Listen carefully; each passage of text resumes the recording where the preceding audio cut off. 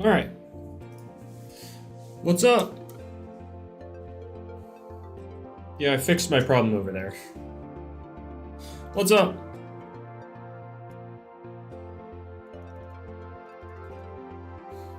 Let's see, we got... why do I have a chipmunk mic active? Good question. So, the driver in this microphone automatically updates from time to time, and for some reason, the most recent versions end up bonking this mic and making it a chipmunk. So I have to always roll it back so that I don't sound like a chipmunk. So yeah, here we are. Let me know about the music. If the background music's too loud, I can turn it down. But yeah, I finally fixed that over there. We now have a cycling thing of things I want to find. Let's spin the wheel though, because I haven't done that yet. But yeah, we got Sarwar. I have no idea how to pronounce that name. I'm gonna level with you. And we have M, Machicken. Oh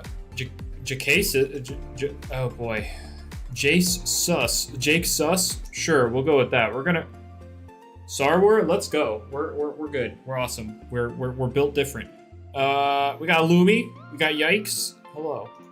What did I get? Battery? Oh, I got a battery. Okay. You can generally tell what you got based off of where these are at. So this was a battery. So there we go.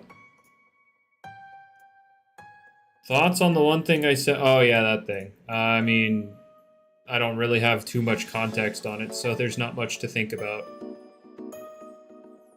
How bad will the Scampy nerf be? Scampy's not actually getting nerfed. It was always a joke. Jamie eventually stopped. He finally let people know it was a joke. It's not actually Oh, we're getting move animations for Doodle World. That's awesome. Anyway. Yeah, Scampy's not actually getting nerfed. So let's go over to the Haunted Village, and I guess we start going. But yeah, for anybody wondering what I'm looking for, over there, is Celestine getting Rejuvenate? Not at the moment. It was originally going to,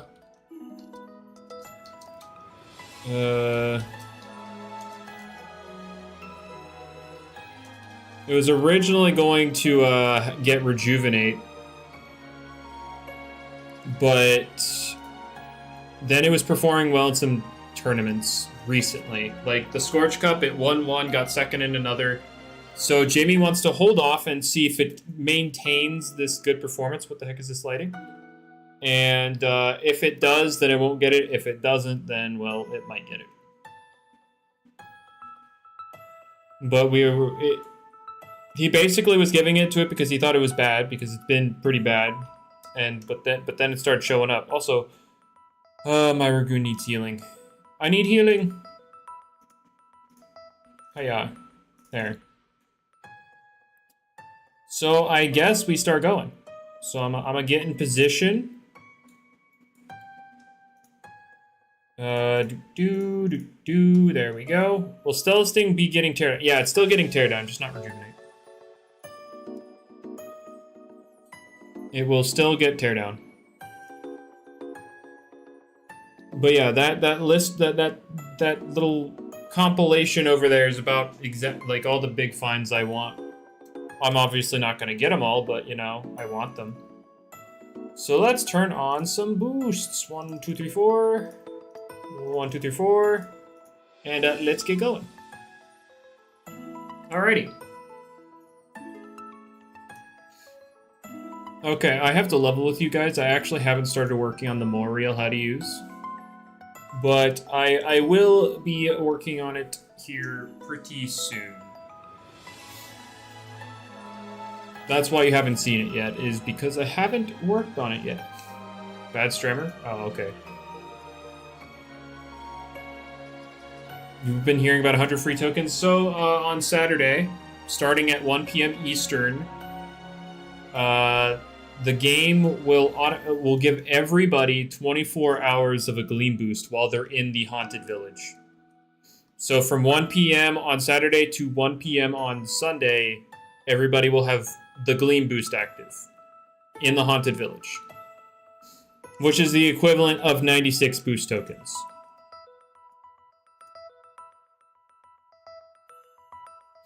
So there you go. That's what that's been about.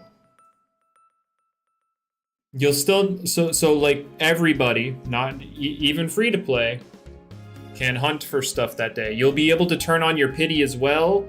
So yeah, everybody will be able to get stuff for 24 hours. You'll still need to have a roam boost though if you want to find roamers.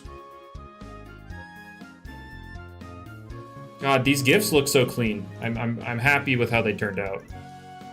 It's only in the Haunted Village. I do believe you will be able to put something in the rally, then go to the Haunted Village, and then the Gleam boost will be active for it. But then you'd have to go back and forth. But you can still technically do the rally boost or rally gleams as long as you're in the village. But the boost itself will only be active in the village.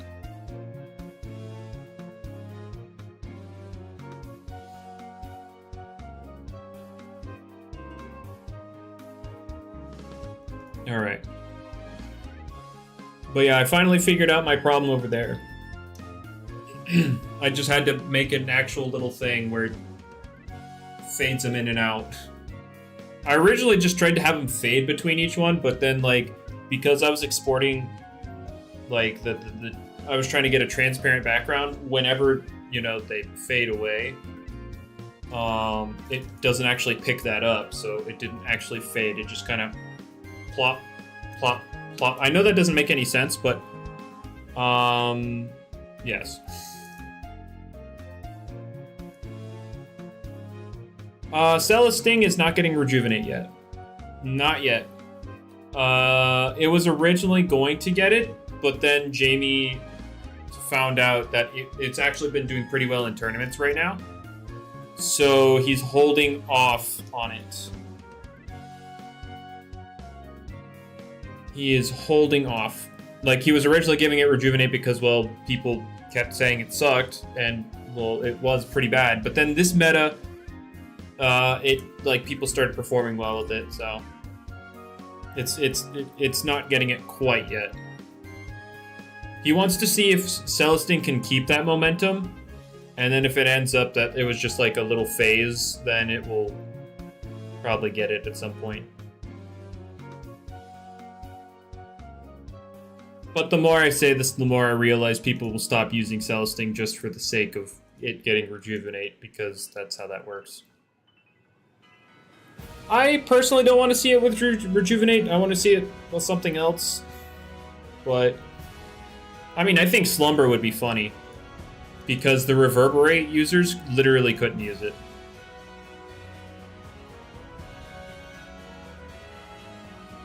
Okay, but you said Near Enchantment and Dark Surge. Okay, there you go. You fixed it. It's like, that's not what that was. But yeah, screens. I mean, taking half damage is a lot.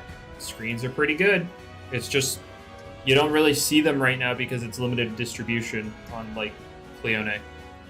But Gobdemic, Dyborg, those are getting them.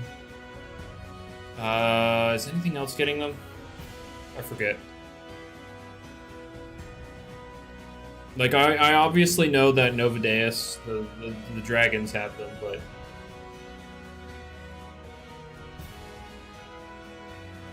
yeah, I don't know. Best range tank? I mean, Pyrolin's really good. Venilin, I mean, probably Pyrolin. If you're just looking for if you're not looking to tank a specific thing, Pyrolin's a really good ranged wall.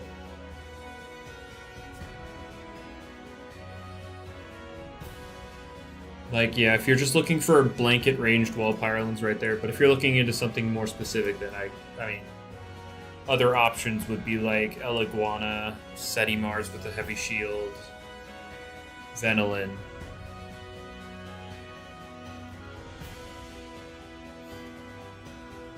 But yeah, I mean, Pyrolin's too fat. Oh yeah, Gastroke. I completely forgot about Gastroke. I'm a level with you. Everybody keeps hyping up Gastroke, but I'm like, it's okay. Like, what Gastroke does is it forces people to run a offensive, like a physical dark type, pretty much. But like, if you play well against a Gastroke, and it really doesn't do much, in my opinion. Obviously, you have to take my opinion with a grain of salt because I'm not someone who's actually actively playing the game. So take my opinion with a grain of salt. It's just in my eyes. I feel like people just suck at playing against it.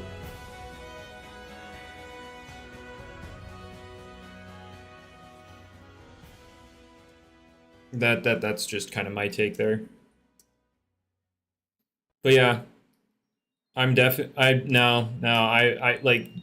not care. Nobody's been able to convince me yet. Like, people are like, oh, look, it did the thing. And I'm like, yeah, but they sucked at handling it. Oh no, they fumbled how they played against Gastroke. Like, the only time I ever see Gastroke do something is when people, like, actively throw.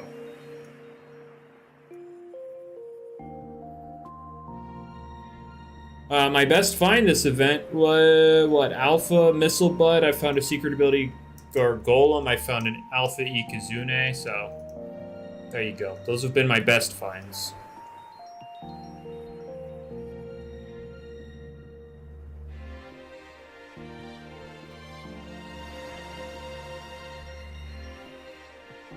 But yeah, I genuinely feel like people suck at playing against Gastroke. Because I always hear like, oh yeah, Gastroke when it gets 2 tamps up cleans a team. Like, why is it getting 2 tamps up? Why are people letting it just get 2 tamps up? Like, people act like that's a given. Like, no, at most it should get 1.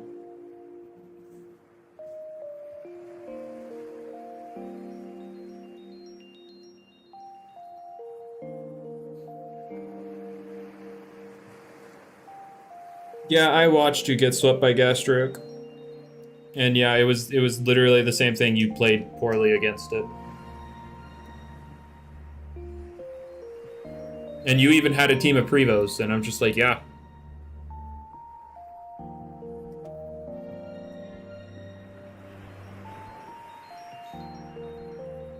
Well, welcome, Weird. How you doing?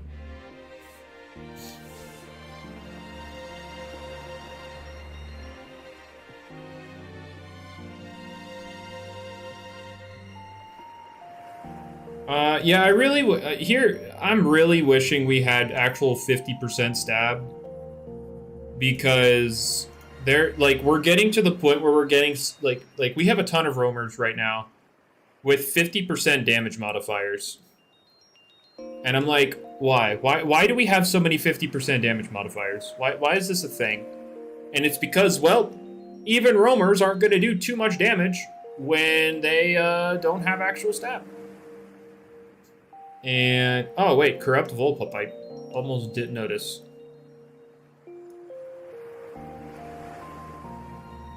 Okay, cool, but, what was I saying? Yeah, there are just so many 50% damage modifiers, and then it's like, stab isn't applied, there's 25% not. Yeah, 25% is not, like, in every other game, like every other fake mod game that takes the Pokemon formula, stab is 50%, and it's 50% for a reason. It actually rewards you for using your type. That's why it's there. Otherwise, everything will just default to the thing to the coverage options.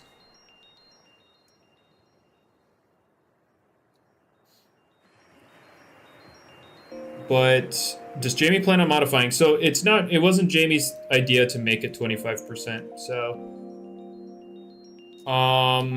yeah, it's probably never changing, but I really wish it would be 50%. And that, like, don't get me wrong, if we were to make 50% stab right now, given how the game is at this point,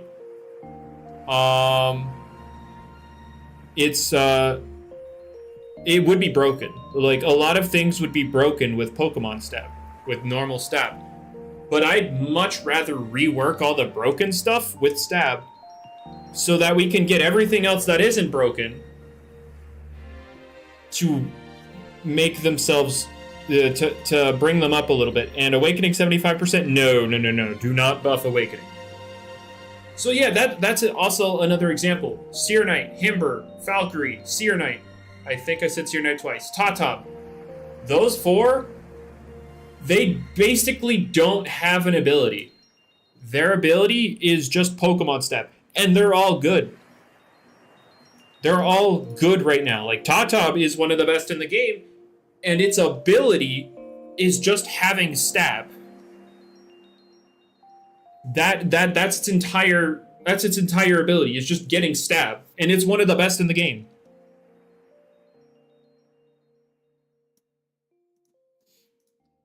But yeah, we would definitely need to rework a lot of stuff. Like, a lot of the 50% abilities would just need to not exist. Because, like, imagine Glissadia with actual stab on top of its 50% ice boost.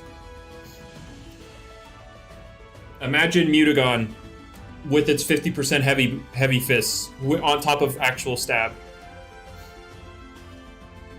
So yeah, I would much rather rework the broken stuff. And then, like, probably some of the ambush users would need to be toned down in attack, just because stab on top of that would be really silly.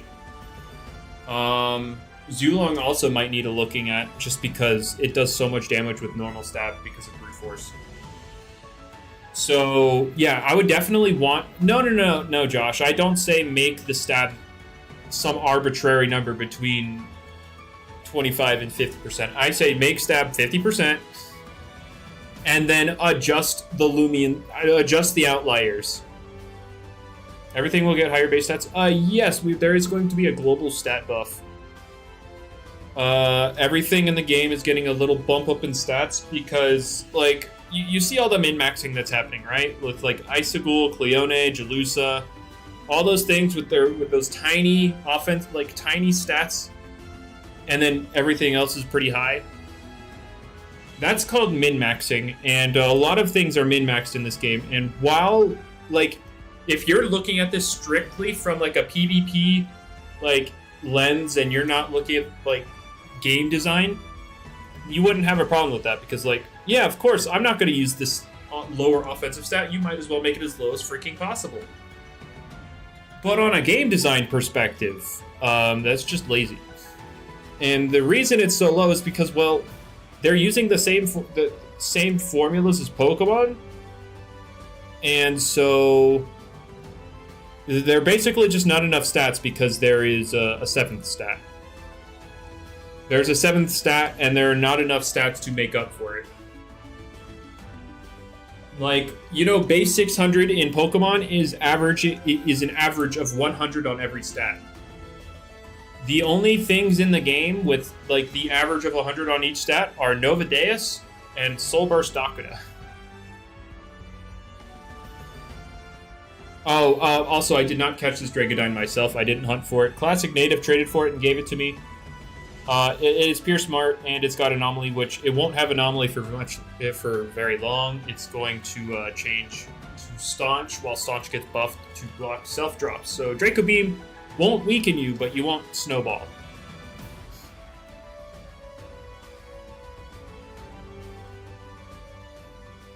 But yeah, again on the stab thing, I'd much rather, because you have, let's take a look at something like Volcaloa. Volcaloa has, like, what, 102 attack? I think it's like 102 attack. 105. Okay, so take Volcaloa with 105. It's 102 speed, by the way. 105 attack, no damage boosting abilities. Ignore. Okay, it has Volcanic, but let's be real, that's not an actual ability. And Territorial is getting replaced because Territorial is just bad mechanically. Okay, fine. Let me use a different Loomian, since actually all of its abilities can give it damage. Thaumin. Let's look at Thaumin. Thaumin has 108 range attack.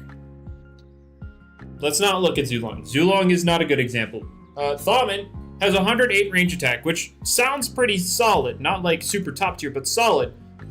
But the fact of the matter is, it falls behind so hard in damage because it doesn't have a damage boosting ability. And okay, Thaumon's not good because of the damage. Thaumon's usable because mind priority. Thaumon falls so far behind because 108 with no damage boosts is actually like a wet noodle. You're basically a wet noodle. And you're in triple digits. So on like the reason stab in Pokemon is a good thing is because you can take those things with average attack stats, and in the cases of their own type moves, they still hit pretty hard because, well, 50% is a lot. Observer, you came here way too late because I said we definitely need to rework things.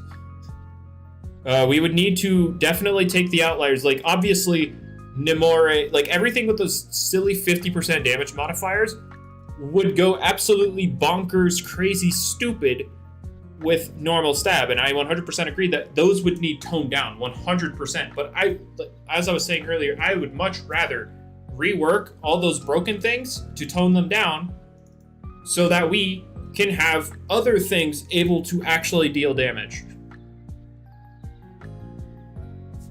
Like, I would much rather rework the broken stuff. Like buff stab, nerf broken. Yes, exactly. Changing speed stats, 99% of the cases, speed stats won't be touched. Because, like, Jamie, the first stat Jamie hit, or, like, basically, when it comes to making every Loomian, the first thing Jamie looks at is the speed stat. So those are intentionally, purposefully picked every time. And so that's why, for the most part, unless they're like getting a complete stat rework, the speed stats in the global stat buff will not be changed. So you're not going to have to relearn a bunch of... you're not going to have to relearn a bunch of speed tiers. But there will be some that'll be touched up, obviously. But for the most part, speed won't be hit. Speed will not be touched. What's my greatest LL fear? I guess my fear is that Stall will always reign supreme. And I'm kind of tired of that.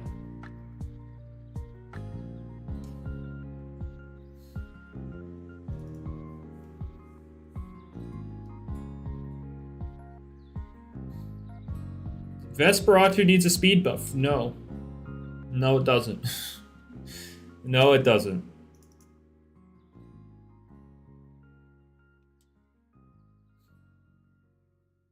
Let's see. Vespa so broken. It's not a thing of Vesp being broken. It's a thing of, it's a thing of Vespa's on this fine line where it's on like this very thin line. You do too much of anything to it and it's broken. Like, Vesp is genuinely good where it's at. You do too much else, and it just becomes broken. And we don't need broken Vesperatu. Have I watched Kung Fu Panda? I might have seen it many years ago in my childhood, but I do not remember much of it at all.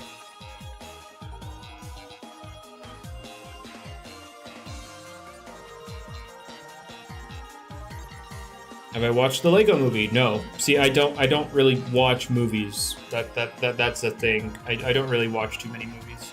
Favorite Disney movie? I don't know. Mulan. Sure, we'll go with Mulan. I think that's Disney. That's Disney, right?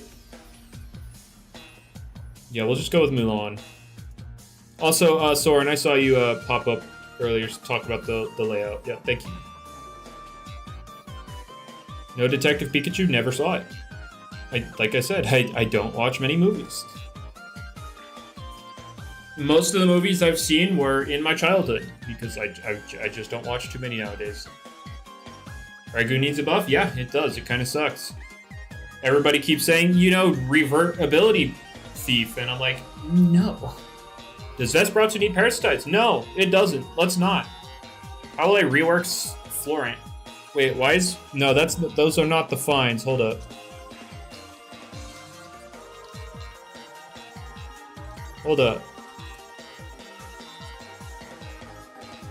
Nightbot is asleep right now. There we go. All right, there you go. Florant won't be reworked. Why can we not revert Ability Thief when it's just a gimmick? No.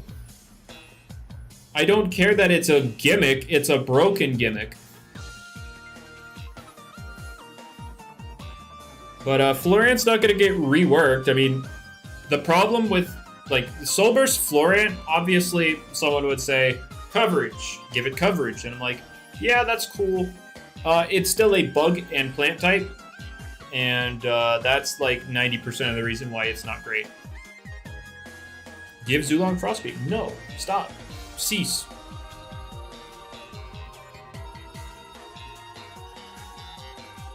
Needs a massive defense step. No, it doesn't.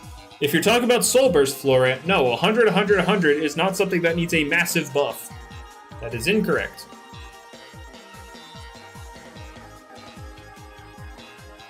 Zulong does not need a buff in coverage. It got Fire Breath, which was already too much. Normal Florant, yeah, it's going to get a lot of stats because it has an incredibly low stat total. Needs its chomping moves? It needs more attack. No, Florant already... So, again, the main issue with Soul Burst Florant is that it's a bug and plant type. It already hits really freaking hard. 123 attack with Power Jaw is no joke. That thing hits really freaking hard.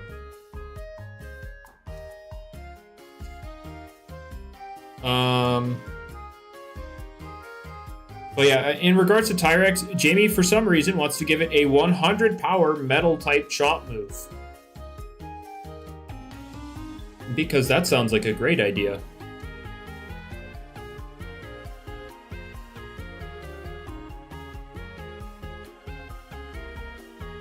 Why are we against that?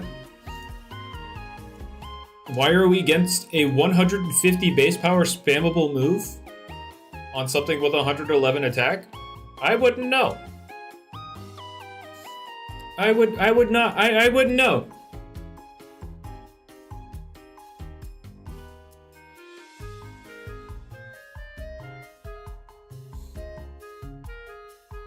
I personally don't want to see a spammable 150 base power metal type move coming off of Tyrex.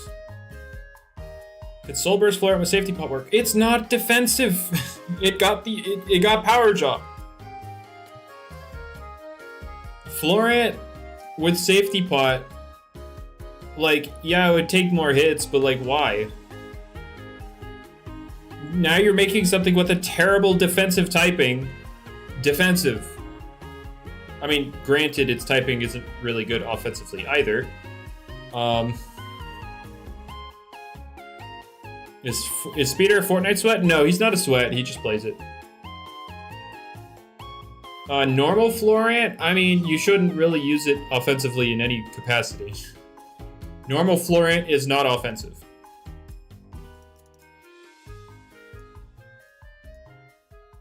I would not use regular Florant in any offensive capacity. Is Soulburst at the moment, no. Krakaloa is the worst performing Soulburst.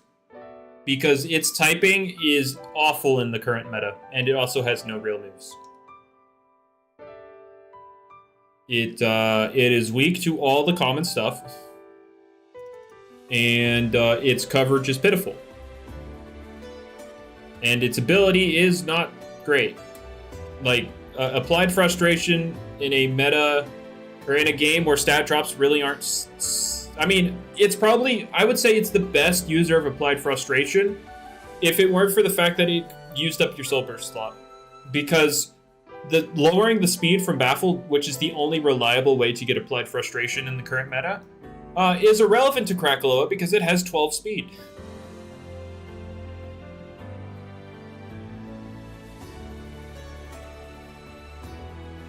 And is Soul Burst Eruptodon good? Yes, it is. People argue between it and Gastroke to be the best Soul Burst in the game currently. I think Zip Zap was fine on Zulong. It was mostly Fire Breath. Where did I put in my Gastroke in my first impressions? B. The highest I would put it even now is like a low A minus. And I would say like low A minus as it, like right now, because it forces its presence is big enough to force dark types. Like it forces people to team build around it in a specific way. So yeah, for that reason, I would say it's definitely like a low A tier Loomian, but I wouldn't put it any more than that. Like every time I hear people talk about Gastroke, it's like Gastroke is the penultimate ranged wall, which yes, 140 health and 140 range defense will do that for you. And then then people always talk about setting up multiple tamps. I'm like, why are people letting it set up multiple tamps? Why? Don't let it do that, maybe. And then they're like, oh, they poison you. Yes. Yes, they could poison you. Yes.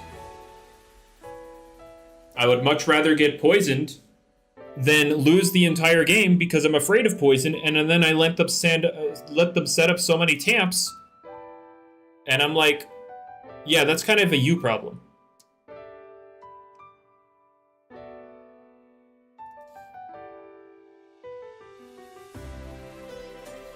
Now, is it a degenerate and is it a degenerate soul burst? Yes. For sure, but like, yeah, I don't think it's as good as people say it is. It's just, and again, reminder, I don't actively participate in this game's PvP. So always take my opinions regarding viability and stuff with a grain of salt. So, again, always have to throw that out there. But again, I just don't think Gastroke is as good as people are saying. I just think people suck at playing against it.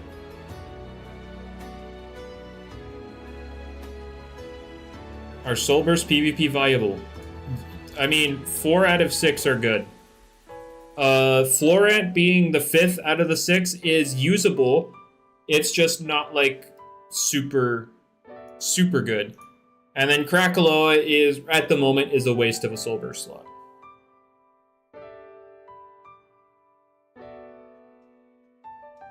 Now, is Strat getting Raging Howl? I probably don't see it getting Raging Howl. I'm a level with you. At least not anywhere right now. Anywhere soon. Shachi, Smart Nimble.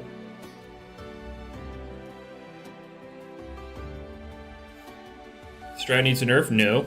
No, it doesn't. Does Jamie have anything planned for Soul Burst Crack? It's getting Dark Surge here soon, but I don't necessarily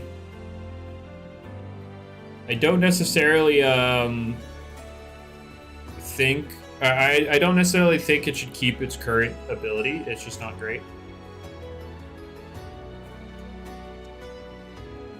I think Soul Burst Crack could use a different ability. When will Pyrelin get Mudslide? Yeah, let's not buff Pyrelin. Krakaloa applied Frustration. Now, if Soul Burst Krakaloa wasn't a Soul Burst and you could use it freely, it would be the best user of Applied Frustration because the current meta, the only real stat drops being used is Baffle, and everybody hates having their speed dropped on a pivot, except Krakaloa because it's never outspeeding anything anyway. So it would be the best user of that. It would just be a free +2 for it. But you have to use a Soul Burst slot for that, and that's kind of a throw. Do I already have a Frenzy Neverbear?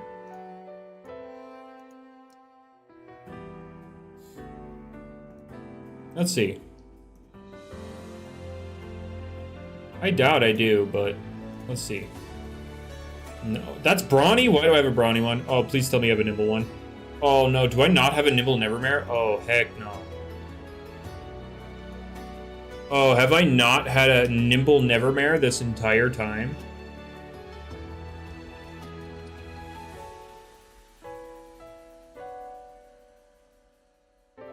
Okay, okay, I do.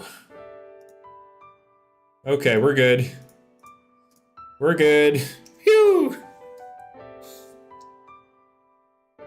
I'll be doing some, yeah, 4C.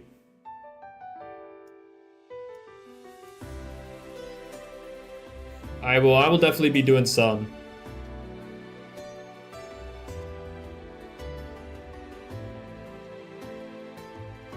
Did I ever tweet out? Yeah. Okay, cool.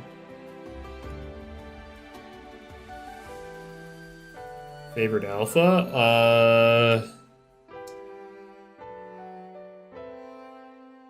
Oh god, what are some good alphas?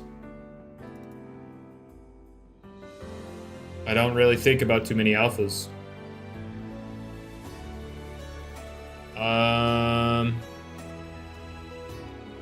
Jolt? No, Joltooth is not my favorite.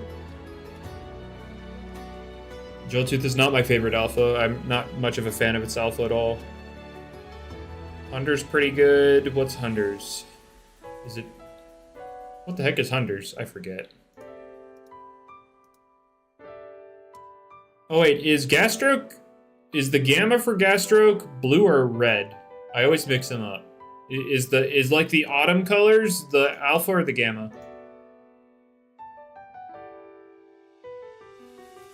Alpha is blue? Okay, then Gastroke. Soulburst Gastroke is probably my favorite alpha. I really like those shades of blue.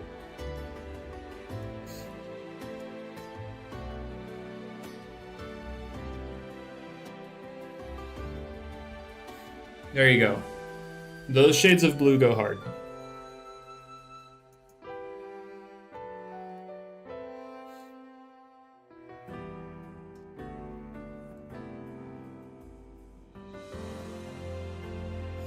My favorite capture disc. I don't really think about them at all.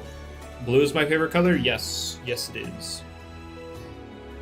I wish I had I wish one of these coats existed in blue, but we moved because it's in red. My favorite stall Loomian is timing you out.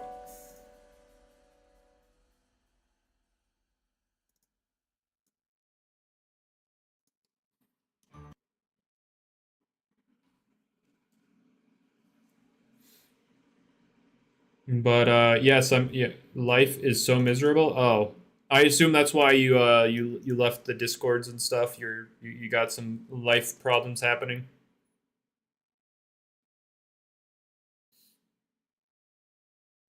I have no idea. I have no idea about what games will blow up. I'm not trying to be a visionary in that regard. Also, where's the music?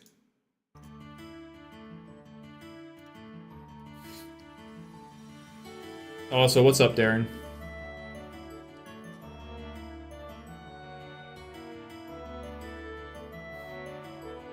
But yeah. Didn't watch the GTA trailer. Okay. I don't play GTA. Never have.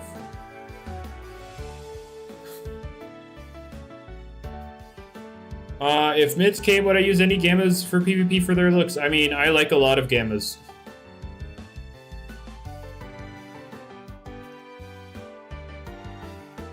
There are a lot of gammas I like. Mints are not confirmed.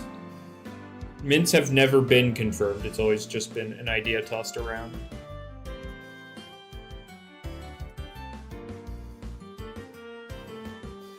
All the weird people there? More like you just were super sensitive. You left because people got in you left because you started an argument in a memes channel about your memes being unfunny. Like, I don't know. I feel like that was pretty weird. I'm a level with you. If people don't find your memes funny, then like just move on with your day. It's there's nothing deep about it. I mean, that's literally where, if it were pings, then like mute the server.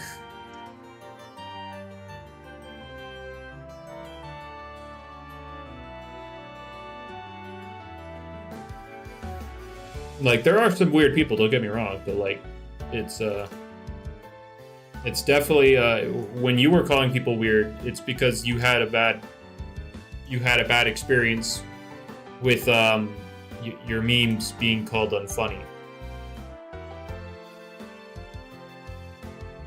What Loomians do I hate the most PvP wise? I guess right now Soulburst Gastroke, because like it's a super degenerate playstyle. Not saying that it's like overbearing. People just suck against it, in my opinion. But yeah, it's super degenerate.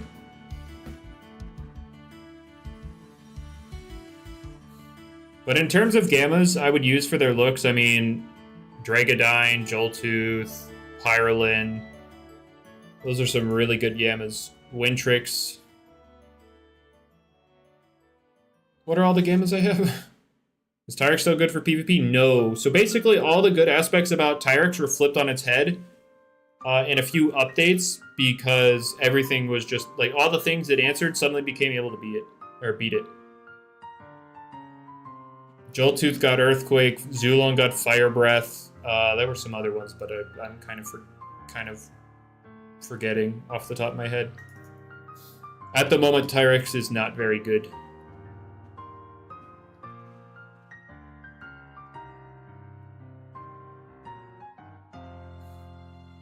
Yes, Joltooth has Earthquake.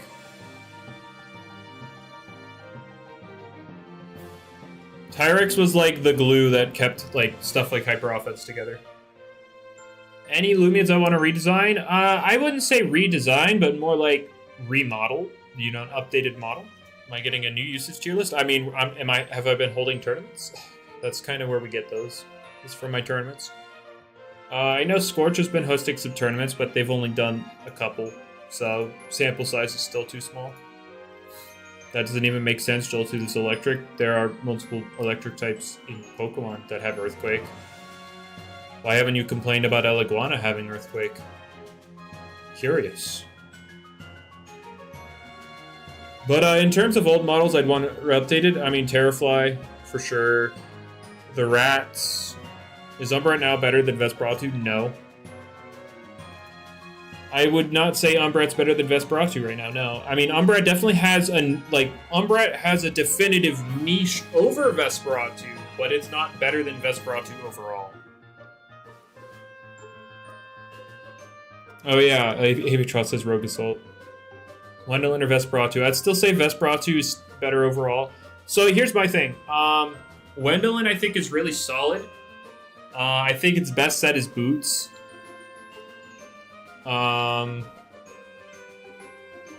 With the Fadeaway edition, it has really good damage output, can keep up offensive momentum with it. Wendelin's really solid right now. Vesperatu is more one that has a little bit of bulk to it, so it doesn't die immediately. And then it could, throw around the utility damage move and slap down. Umbreon, its niche is trapping the silly plants like Gastroke with Chase Down.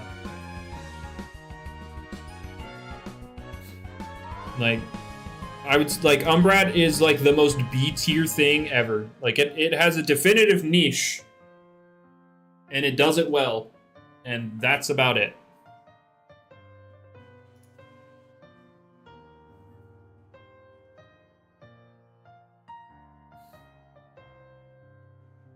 You're tired? That is okay, Tony. It's being used so much during Scorch's tournament. I mean, I can look at the usage real quick and see how much you're considering so much.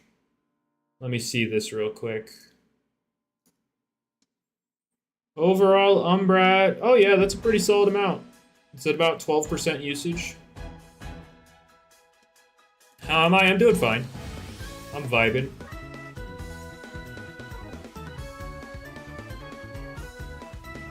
What's the best weather Loomian in PvP?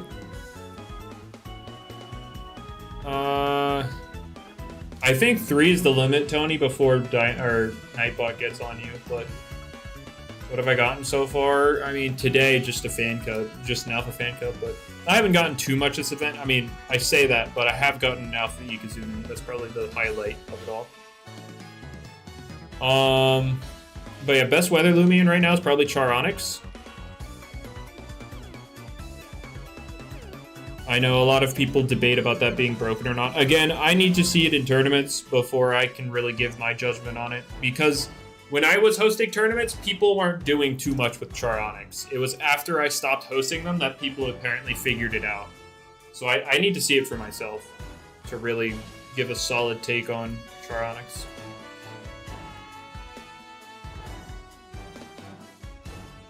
Clutch, plushie, or boots. A lot of people don't like boots on Deladrix because they don't like locking their coverage.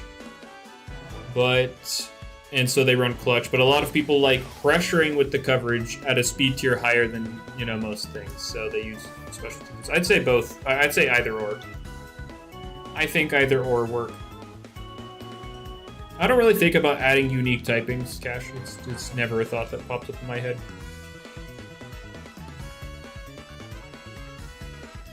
Tony, I literally just said I don't know about Charonix. I don't know, man. I need to see it. Yeah, I need to figure that one out. No, I don't. I mean, one's coming relatively soon with how to use Moriel, but I don't have a definitive when that's happening. Is Ikazune still in use? I'd say it's still solid. Apparently, from what I've heard with Charonix, like very clever, very smart, something like that. Some variant between ranged bulk and smart. I just don't know the specifics.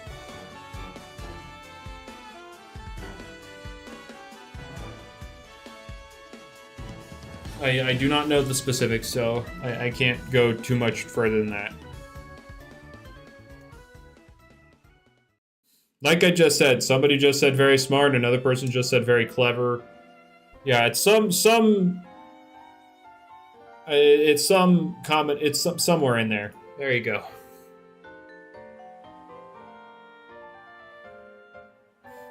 Who's lying to? No, I don't think he's being lied to at all. I've heard both very smart and very clever. Like they're both the thing that I've heard people run. I'll take being thin over being obese. He's getting finessed? No, I don't think so.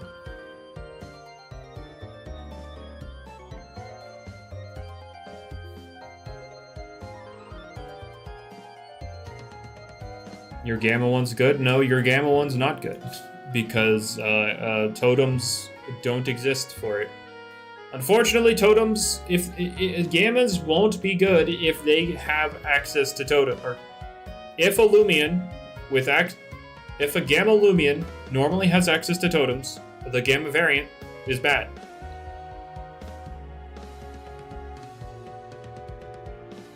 That's just the reality of it.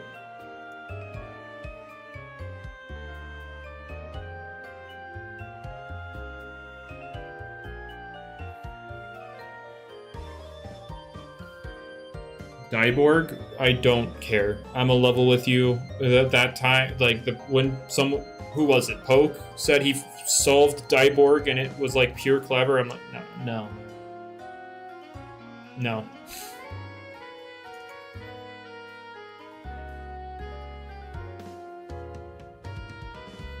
You do it more for fun? Well, I'm still gonna say the same thing regardless.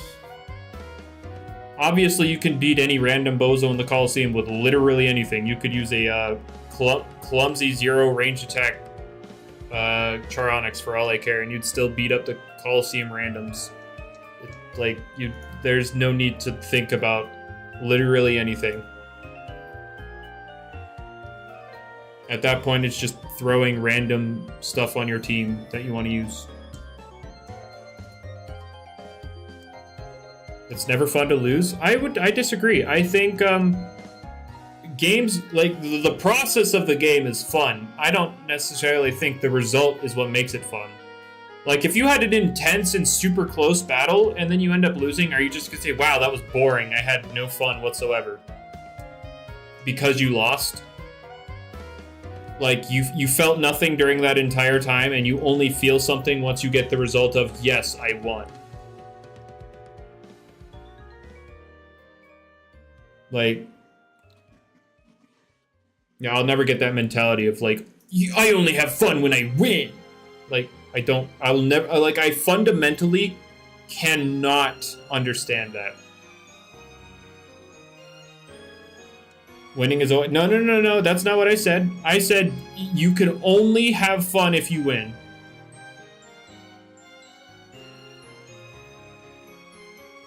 Like, if it's a close and intense battle, but you lose, was that entire battle boring? Like, like, if it was a close and intense battle and then you win, was that fun? If yes, suddenly you make that win a loss. Was that entire battle just now boring and a complete waste of time?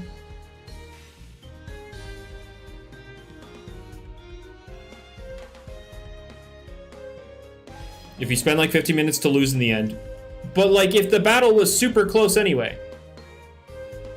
Like, both people made good plays, it was super intense, and then you lose. You're just sitting there thinking to yourself, wow, I had no fun whatsoever. It would have only been fun if that super close and intense battle ended as a win. That would make it worse. So, like, that entire time, you're not, like, during that entire 15-minute period, as you said, you're not having literally any fun whatsoever.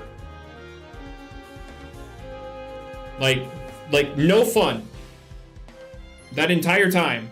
You only have fun when you see the win. Like, from minute 0 to minute 15. Not minute 16 when after you win, but minutes 0 to 15. No fun whatsoever. Absolutely not. Like, you feel like you're bored out of your mind until you see the win.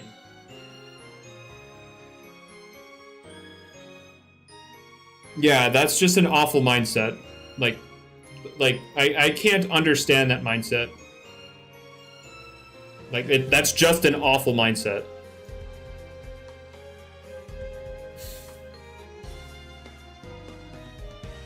I can't imagine playing like that, or playing like that. Like why play at all? Why play anything at all? If, like, the only way to have fun is to win.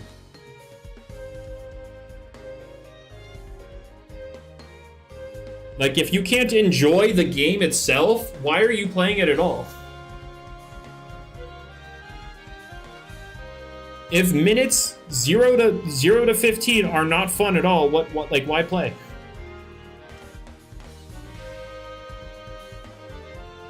The winning is the enjoyment. So, again, like, answer my question. Are minutes 0 to 15, like, in this fun, you know, in this theoretical battle, minutes 0 to 15, you're having no fun at all?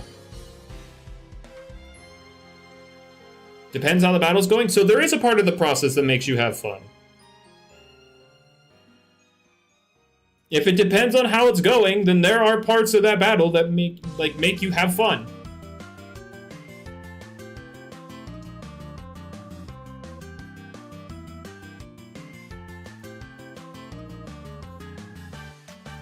If you're getting treated bad. But, like, if it's a close and like, if both, like, let's say you had some good moments, like you had some good moments in the fight, and then suddenly they're making a comeback. During that comeback process, you're like, oh no, this is boring. I hate this. I'm not enjoying myself at all.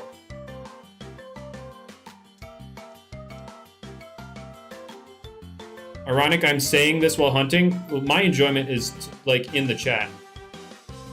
Yeah, again, just stop playing the game at that point, Gray. That's all I'd have to say. Like, just stop playing the game. Like, you don't play to have fun. Like, why play a game you're not having fun with? Just stop playing the game.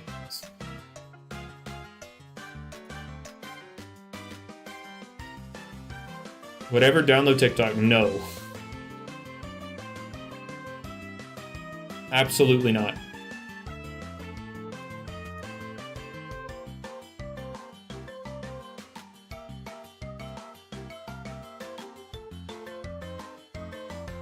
Imagine we had adorable bar badger. I mean, we basically do.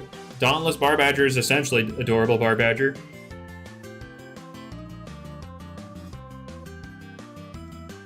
Like, it's essentially the same thing.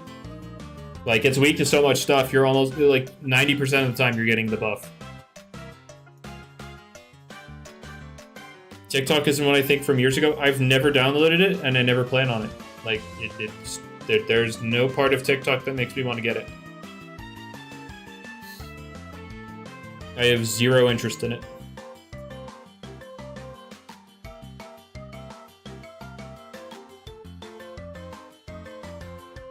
No amount of ice cream, yum yum, will make me want to get TikTok.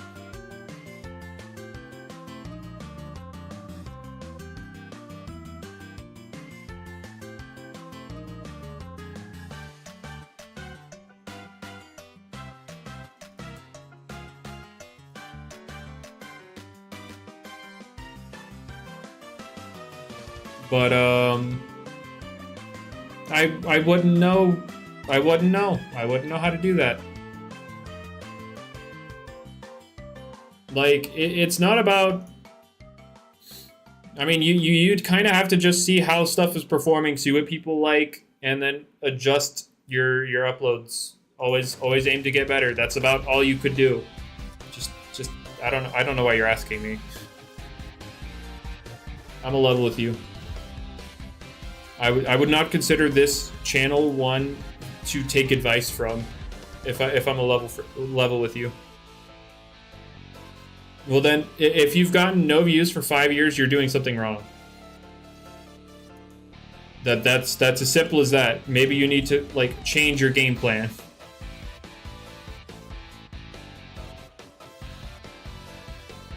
If nothing, like, yeah. At that point, just, like, make adjustments.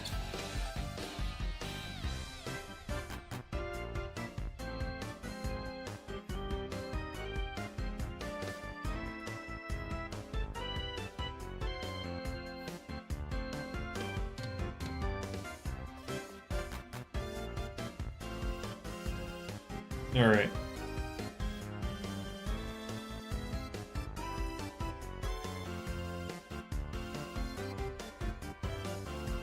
Well, yeah, okay. There needs to be a level of consistency then. Only reason that works for bigger creators is because, well, they're bigger. They're actually known for something. You need to establish yourself before you need to truly establish yourself before you could do, like, before you could diversify stuff like that. But anyway, this is a conversation I'm not particularly interested in.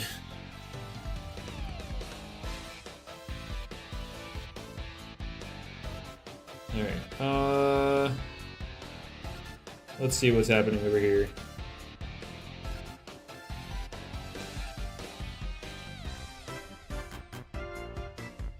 I should watch JJK. I have no interest in it.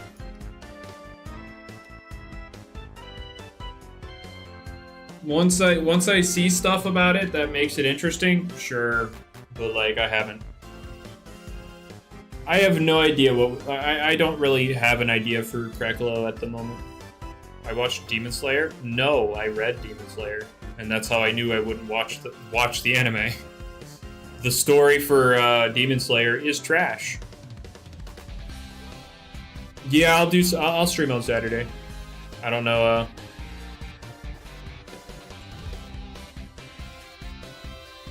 It's a fun watch. Well, I have no reason to watch it. I already read it. And, like, I am 100% aware that Demon Slayer animation goes absolutely bonkers. But, like, it's a boring story.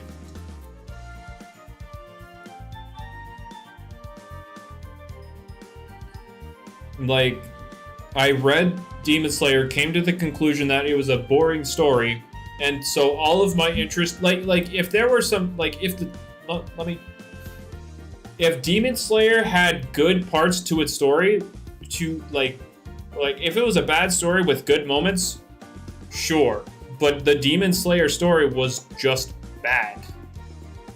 the good moments were fights, and fights are obviously going to be well animated. But like, when I watch anime, I watch it for plot, which is a crazy thing to say in 2023 when the memes are always about, I watch for the plot. Plot, you get it? But yeah, I watch for story. I want to see a good story animated. I don't want to see a bad story animated well. Like, I just don't have interest.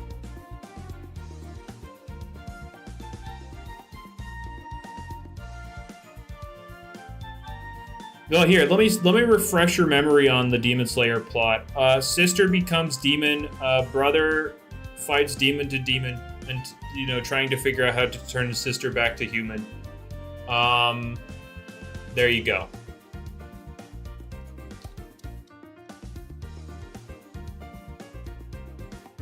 Observer, did you think I was going to cover things that the anime hasn't talked about yet? Like, I'm not stupid.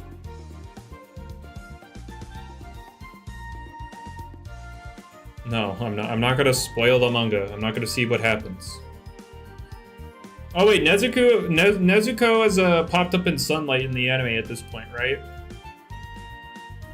Yeah, that's definitely happened. Right, yeah, she's the miracle demon that Muzan's always been looking for. Oh boy. Who would have guessed that our protagonist's family is important to the plot?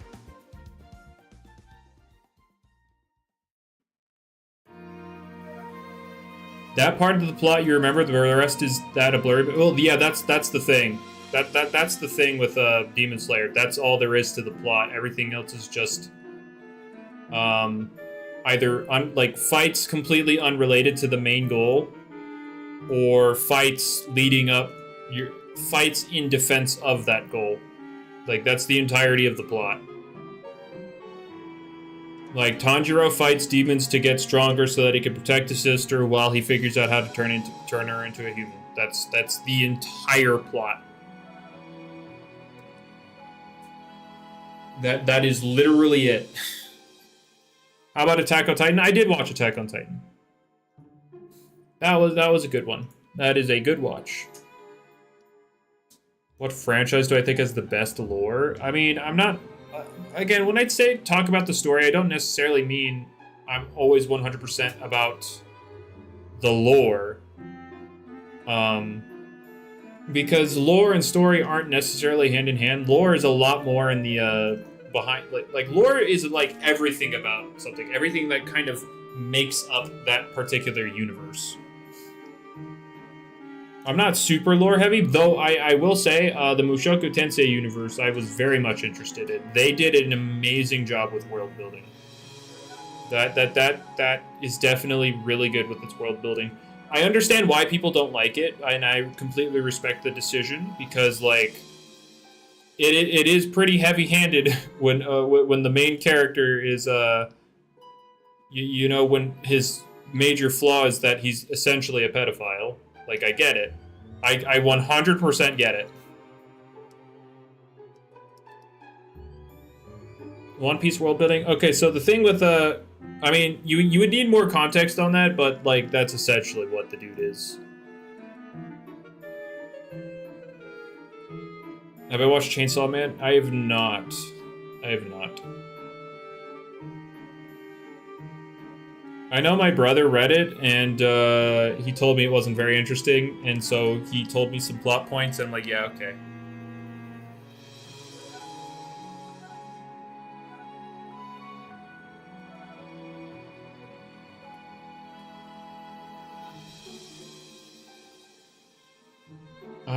JoJo... okay, so here's the thing with... I think what to get me into an anime or a fictional story, there needs to be a good, like the beginning needs to be good. And that's the main reason I'm not into One Piece. It takes way too long. From what I hear from others, it takes way too long before it's any good. JoJo, I know people say like parts 1 through 3 are a snooze fest, and that's why I don't get into that. I tried watching like Steins Gate because I heard that was really good. I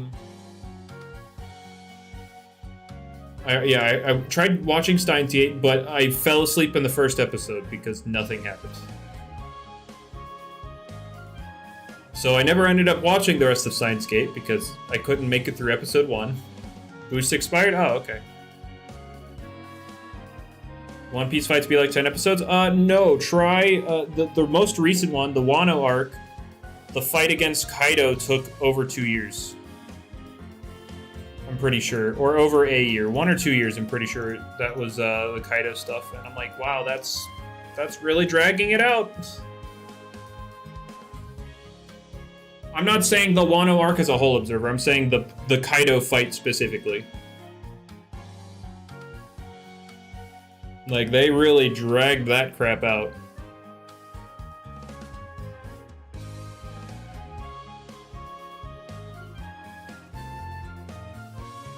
Is Lego Fortnite a new... No, people meme about Lego Fortnite because Lego and Fortnite are collabing. And so the characters are Legos. So, Lego Fortnite. It's just Fortnite.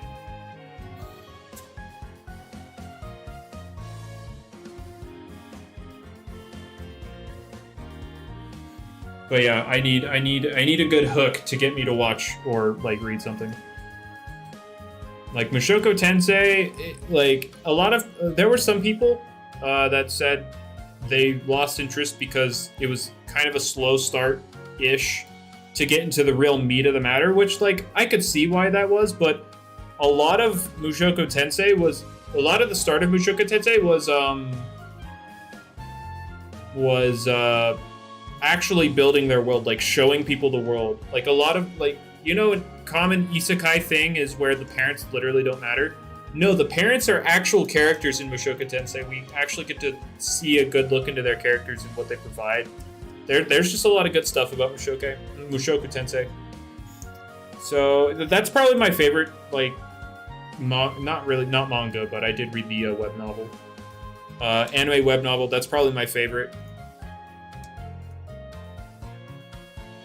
What's up with people recommending so desperately? They just really want, they really want other people to agree with their opinion. How about ReZero? ReZero is an interesting one because the concept was the hook, but then like most of the first season was pretty mid. But because the hook was interesting enough, I actually went into season 2 to give it another chance, and then that's when ReZero got good. Like, romance anime after the first season, I disagree. I'm gonna disagree with you. Yeah, no, the direction of ReZero did not change after the first season. Like, Subaru was always trying to get the girl. That was always a thing. From season 1 to season 2, literally nothing changed there.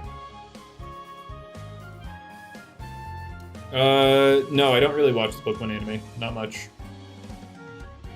Like, if I hear something interesting happens in it, then I'll, like, look at that, but other than that, no, I don't really watch it.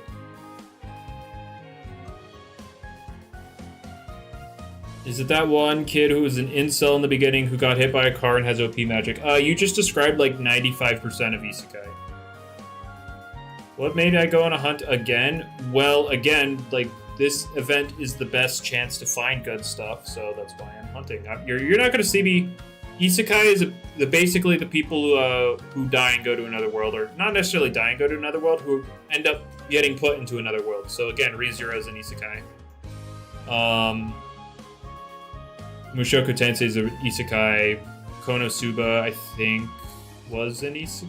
I don't actually know how I don't know the... I never actually saw the beginning of freaking Konosuba, now that I think about it.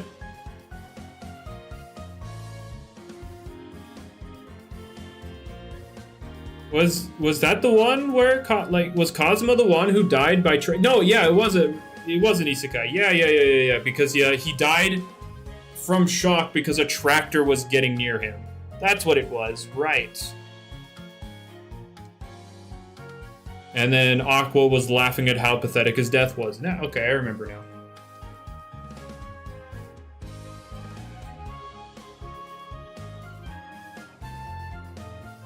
A favorite anime opening? Probably not. Which Aqua? The Konosuba Aqua. Like I said. Let's see if this is secret ability. Not that I'd really use it, but why not look into it?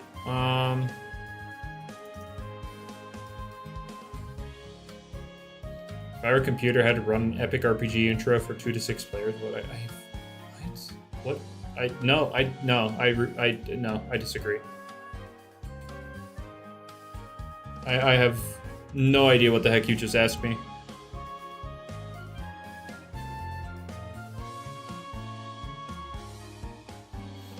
But and yeah, anime openings. Yeah, I couldn't actually tell you. I don't know. There are a lot of good ones. I don't necessarily have a favorite.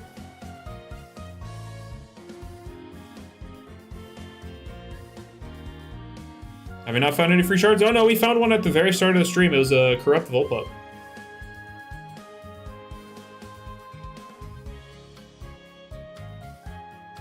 Opinions on chicken sandwich. Okay, so I can't actually taste... I can't differentiate the taste of different meats. It all tastes the same to me. I cannot taste meat. So a chicken sandwich, sure. I like bread.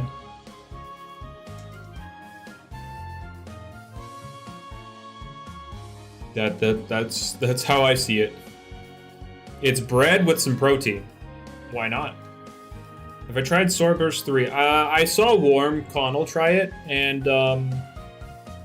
yeah, it's literally just get quest kill monster into get quest kill monster into get quest kill monster. So until they add more to the gameplay, I probably won't play it. Seafood, yes, seafood included.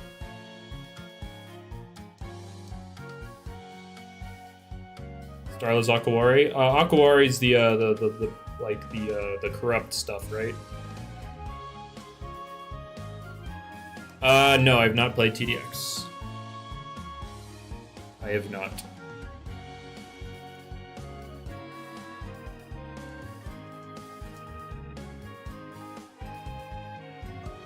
I'm not 100% like in line with the Loomian Legacy lore, so.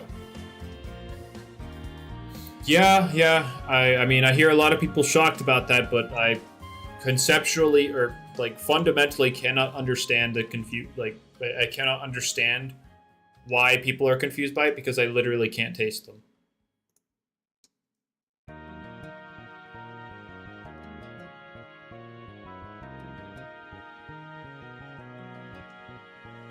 Do I know why I can't? No.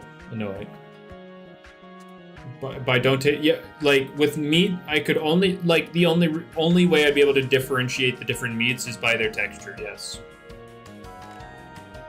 So I would technically be able to, like, differentiate, like, a steak and a piece of fish just because they feel different.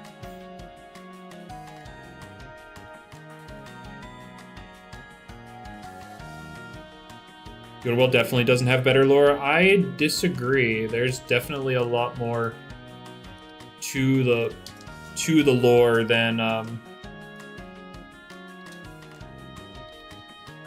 Loomian Legacy.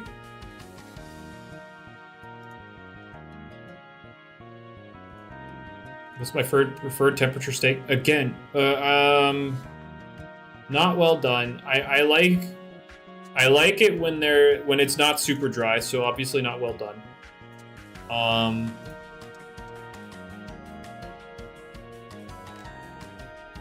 I also like it being warm, so I don't like it rare. But like, I don't necessarily think too much about the specific cooks of a steak because I don't really eat steak because eating steak would be a waste of money because I can't appreciate it. I am better off eating literally any other piece of meat because, if I were to eat meat, I would always aim for a cheaper meat because, like, it all tastes the same to me. As long as I can get protein, like, it doesn't really matter. Am I watching the Game Awards? No.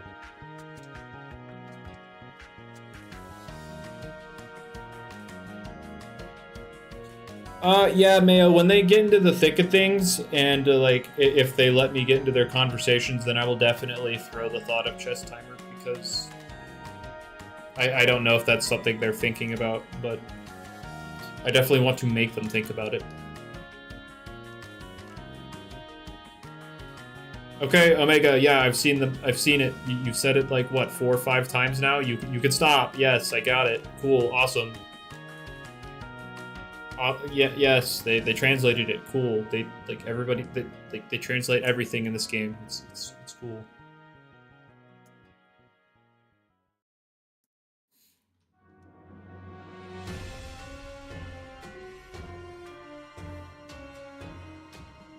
Yeah, they translate those things frame one. The second someone posts a screenshot, people are already like, yeah.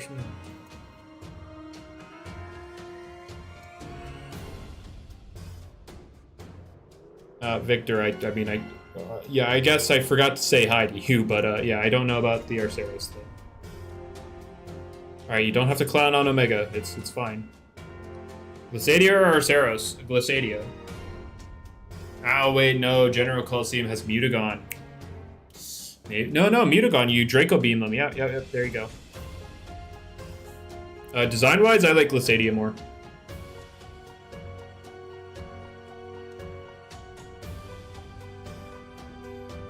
Like, I think Glissadia wins in every aspect. Except the Gamma. I like Arceros Gamma more. I did finally find an Arceros, yes. I have all of my mastery done now. I found the roamers I was missing for mastery. Oh, wait, do I have my beeper? My beeper's not up. Hold up. Gotta get my beeper ready so I can... How many Glissadias did I find first? I found like 4 Glissadias before I found an Arceros. Yeah, just typical RNG stuff. Just typical RNG stuff. It's, I mean, to be expected.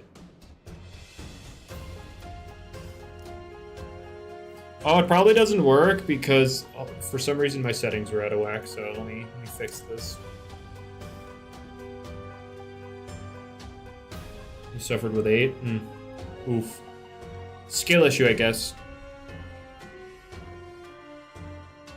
Okay, so for Hydralin, its secret ability will get buffed, just not to always crit, but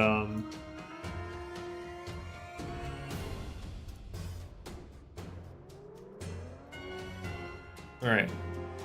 There we go. Awesome. It's not going... Yes, I will hunt during the 24 hours. I won't hunt for 24 hours, obviously, but I will do some. Does it even get buck up? So with Hydralin, all it needs to guarantee crits is Scope Lens. When that item exists, it will always be able to crit with Hydro Slash, Thistle Slash, and Air Blade. And what's neat about this, the secret ability buff is also going to give it the effect of Marksman, so not only will it have increased crit rate, it will also have increased crit damage. So its crits will hit really freaking hard, and with a Scope Lens, it will always crit. So with Power Focus, Air Blade, Thistle Slash, and Hydro Slash, it will actually hit really freaking hard. Yeah, it's gonna be the same buff as Marksman, yes. Wouldn't Adaptive Assault just be better than Tsunami? Why would it be better? Like if you're... No, I don't think you use either. Just use Hydro Slash. Because then you crit.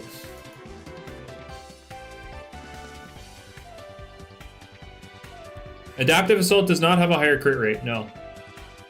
Not on Hydralin. Hydralin's Adaptive Assault only, like, the effects are that it will clear your ally's status condition. And then the Adaptive Assault will use your higher offensive stat. That's it. It doesn't crit more. Only use Adaptive on Mix? No. Why would you? No. Why would you do that? Clear lens doesn't boost crit rate. Clear lens will be for Gardrone's line only, and that will make it so like it doesn't do anything yet, but it will make it so Gardrone's moves can't miss.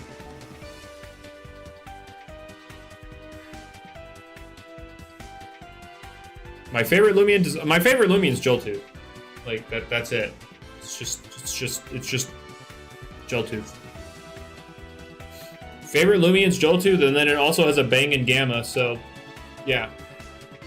Awesome. I revived 2,600 Joltooth fossils and didn't get exclamation point fines. Oof, not slash. I mean, Mendy, you know how it has low tier, mid tier, and kind of high, quote unquote, high tier elemental moves? Yeah, eventually in the future, it's going to get Fire Blast, Blizzard, and Thunder. So there you go.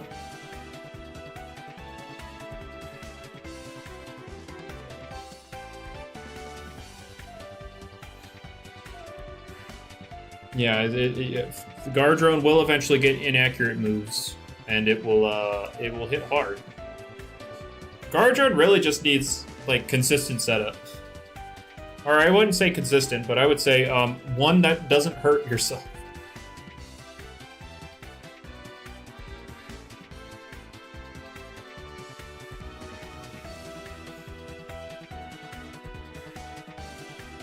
All right, but what's the best personality for Hydralin?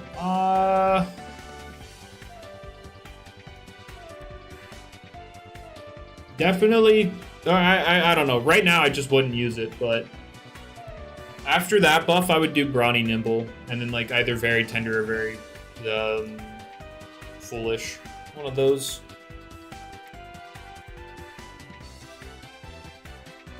Why do people run Nimble Thumb when you have priority? Because you have other moves that you would like to use, and it's in a speed tier where it would like that speed. So like, yeah, that's why. Like the mind move is not the only move it clicks.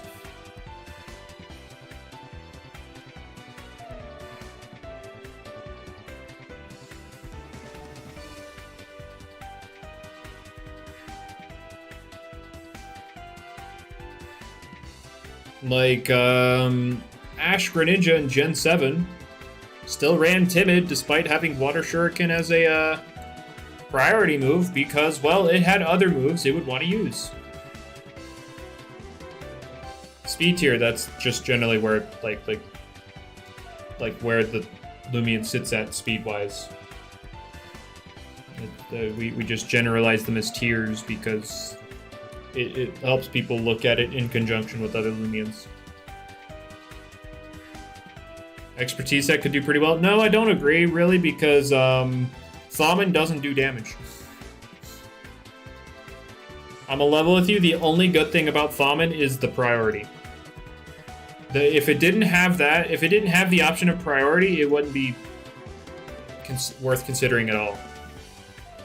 Like, it has the broken Waka Waka coverage, don't get me wrong. But it still hits like a wet noodle. How many tiers are there? It's not like an S tier speed tier. That's S tier speed. That's not what we're talking about. It's just like blocks of different amounts of speed.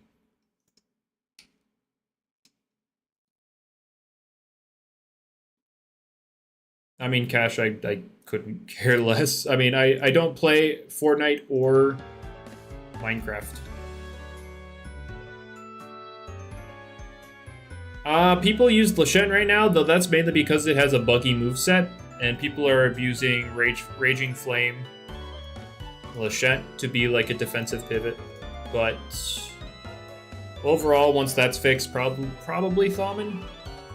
Will PvP update buff Thaumin? Everything in the game, except like Elephage, is getting a base stat buff.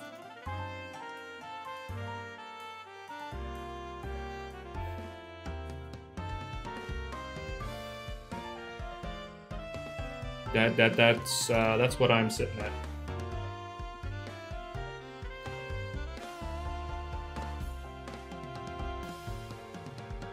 Why isn't LFH getting buffed? Because it's a prevo. On the official tier, there isn't an official tier list. Like that doesn't exist. If you're talking about the tier list pinned in the Loomian Legacy Discord, yeah, that's not an official tier list. That's just a tier list somebody made that got pinned. That's all that is.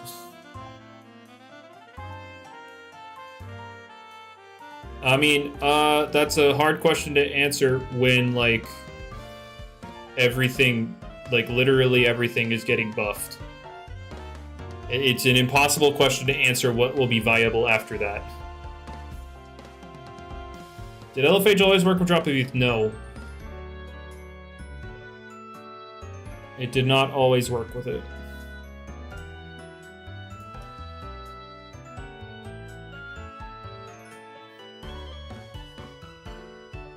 God, every time I look in the bottom right corner down there, I'm always like, I did a good job with those gifts. Those are good. Those are clean. That's not necessarily true, Mendy, because like the four energy rule was literally just we had 4 TPs left over, and it just so happened that it could be applied to energy. Like, that's not going to change.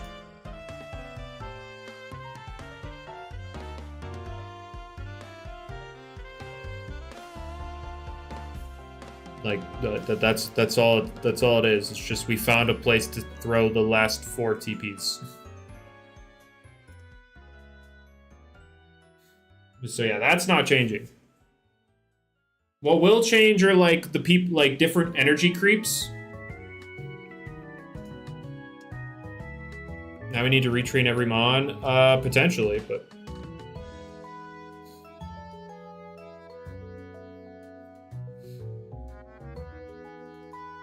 My favorite Pokemon is Pichu. But, hopefully, like, the process of training and redoing TPs, will get better.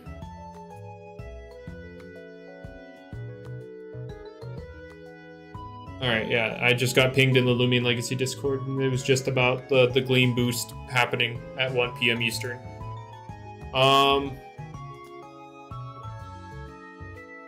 But hopefully they make the process of retraining easier. Because, well, yeah, a lot of things are changing around. I mean, the general sets of stuff shouldn't change too much. I actually know. It's because, like, when I say general sets, I mean, like, first impression sets, like, you know, when you're maxing your attack, maxing your speed before any kind of like defense creeps, before like you're calcing a specific hit to take. Obviously, those will definitely change because like attack stats, defense stats, everything's kind of getting thrown for a loop. But like general sets, they won't change. But energy creeps will definitely change because you're going to have to account for passive energy regen, which on the calc, it'll just show next to the energy how much you get back every turn, which should help people with that. I know people are still going to be like, they're still going to be very confused because they have no idea how to add numbers together, but is there ever going to be a reason to run more than 4? How does Stampede work on the calc? It doesn't, because like there's just too much variance to it. Thank you for your subscription, Gold Zap. Thank you very much. My PC pre-built? No. Secret build Mutagon is not lowering in power. It's just, at the moment, it is just losing priority on punching moves. So, Quick Punch won't have priority. Passive regen like Kinnelite? Yes. I think Kinnelite regens every turn, yes. But in regards to passive energy, let me see here. Let's see, Tatab. Oh, hey, look, Inikazune. I guess I should check if this is secret ability. I'm not a dev, no. It's just, I give my thoughts on stuff every now and then. Haha, noob, couldn't hit me. But let me see here. What's Jungle Jutsu again? Or Timber Thrash. Let's look at Timber Thrash. So 60 energy for Timber Thrash. That is 300 for 5 uses. So basically, to get 300 energy, so it's going to heal. The energy regen is 5%. So you'd still want the 20 energy to get up to 250. It's starting on Saturday for me. I'm a dev on Fairlight. No, I was not a dev for Loomian at one point. No, that never happened. That's never been a thing. So at 250 energy, Tatab would regen 12 energy a turn. 12 times, 4 turns is 48. So actually for Tatab, you would want 32 energy, or 36 because 4 energy rule. You would want 36 energy so that you could use 5 Timber Thrashes in conjunction with your regen. So yeah, there you go. That's an example of an energy creep with regen in mind. 36 energy on Tatab lets you get 5 Timber Thrashes with regen in mind. Do I do donations or giveaways? I don't do giveaways unless I feel like them. I don't. I'm not like the. I don't. Yeah, I know it's wrong, Skellington. It's fixed. It's fixed in my data sheet, and it'll be fixed the next time I update the calc. But for giveaways, I do them when I feel like it. I don't do it like other content creators where it's like, oh, every 10 likes is a giveaway. Oh, subscribe. Every 10 subscribers, I give away something. No, I don't do that. That's kind of lame. That is very lame. I don't want to build an audience of fake viewers that they're only here for free stuff. So I will do giveaways when I feel like it.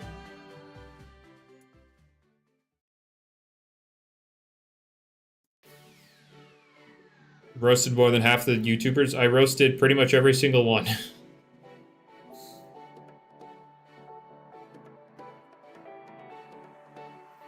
Oh wait, I don't think... No, Jamie just does giveaways at the end of his stream. That's pretty much all he does. Like, I don't like using the prospect of giveaways to farm viewers and subs. That's just weird. It is cringe. Like, why would you encourage a bunch of fake viewership? And then and then it carries on into your streams where you just have a bunch of entitled people in your chat. So you can't even talk to your chat. You're just like, no, there's no giveaway yet. No, we're not doing a giveaway. No giveaway yet. No, so yeah, no. So I like Classic Native. He is a chill streamer, for sure. Obviously, again, the subs for giveaway thing is cringe. Like, I won't give up on that point, but he's still a chill dude.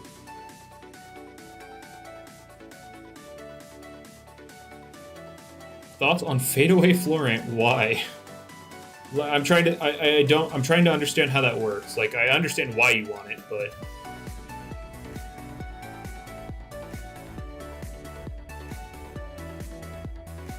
but I'm trying to. Oh, hey, look, a corrupt Marami. That is 2 route rares I have found corrupt today. Thoughts on Soren? Chill dude. Except when he's not. Soren is definitely, or it was definitely. It hasn't been like this lately, but it's definitely harder for him to let, like, things sit. Like, if somebody, like, throws some shade somewhere, it's definitely harder for him to let it go, or at least it was like that in the past. But for the most part, Soren's pretty chill. Thoughts on Lucky? We're not really cool with each other. I don't really have anything against him as a person. It's just, I think he's a little too ego-driven. That's why I find him annoying. But other than that, like, Lucky's not a bad person. A bad person would not, like, he's used part of his YouTube income to help his mom pay for a down payment on a house, and so, like, that is not a bad person by any stretch of the mean, or by any stretch of the the meaning, but it is I do find him annoying, for me personally. Like, we do not get along. Like, our mindsets are basically polar opposites of each other. Fadeaway Ragoon, I wouldn't mind it. Ragoon needs stuff. He's carrying LL YouTube. I don't know if that's a good thing though. Like the way he does it. The way he does it probably isn't the best. Cause like he actively dunks on this game. Like the game has problems for sure, but he goes after the game. I have no idea, Bob. I would like to assume the next part of the event, but again.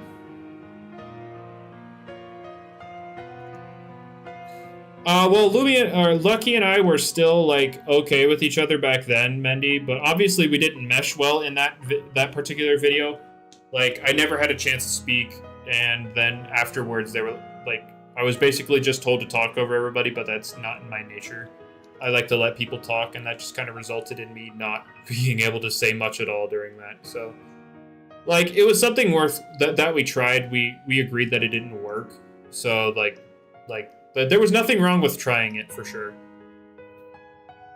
Why is your name? Most recent subscriber. That's why. Thoughts on our mentee? He's chill, but he's also like the biggest fence sitter of the community, for sure.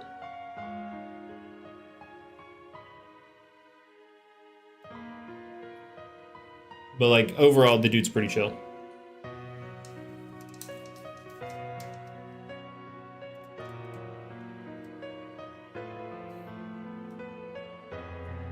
Thoughts on Jamie? We are internet buddies for sure. I think.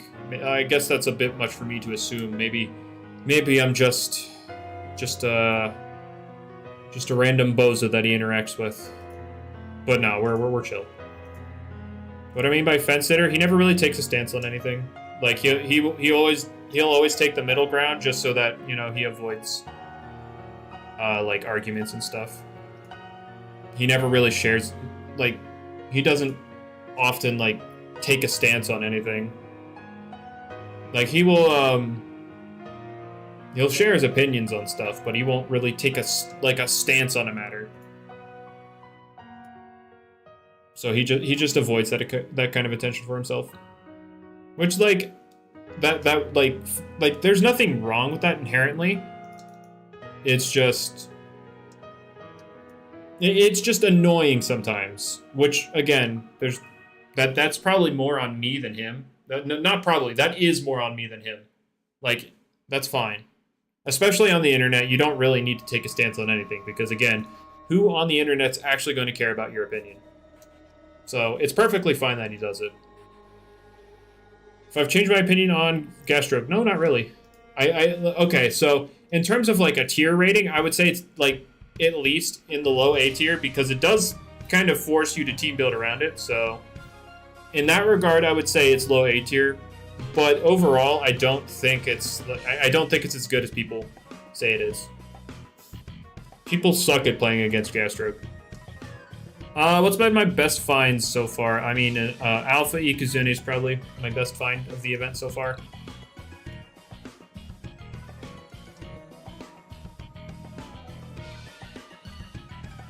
Oh yeah, there have been some thumbnails that like I know that Armenti does the clickbaity stuff, which like I don't particularly care too much. But there's been a couple that have been like outright lying that I've went and called him out on.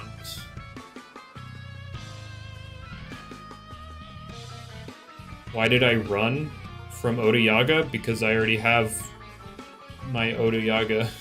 There was no reason to catch it. Why would I just fill my box with a bunch of Oda Yaga?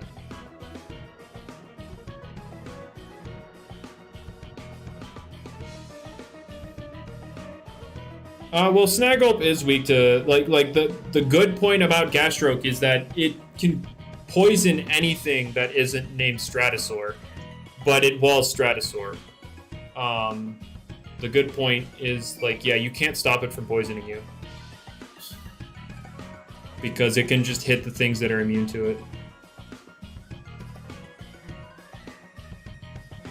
Does my chat freeze on stream? Yeah, the thing that puts my chat onto the stream is kind of has some lag to it, so it's not going to be like it's super rare or real time. Stratosaur top 5 best Loomians for PvP? I would not say so, no. And that goes for both the Soul Burst and the regular form.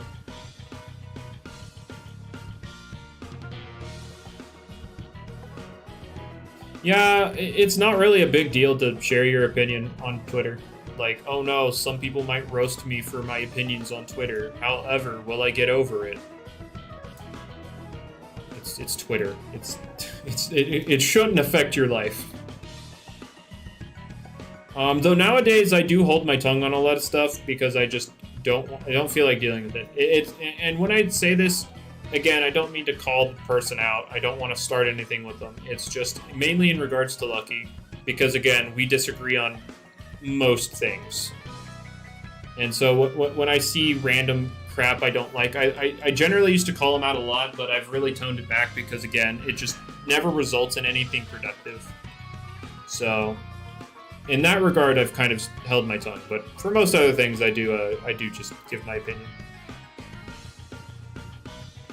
Getting Guru is an ability instead of apprehension. I don't. I don't know. I don't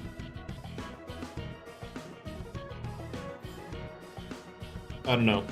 What's Guru? It gives you a 50% bonus to moves at or under 60 power.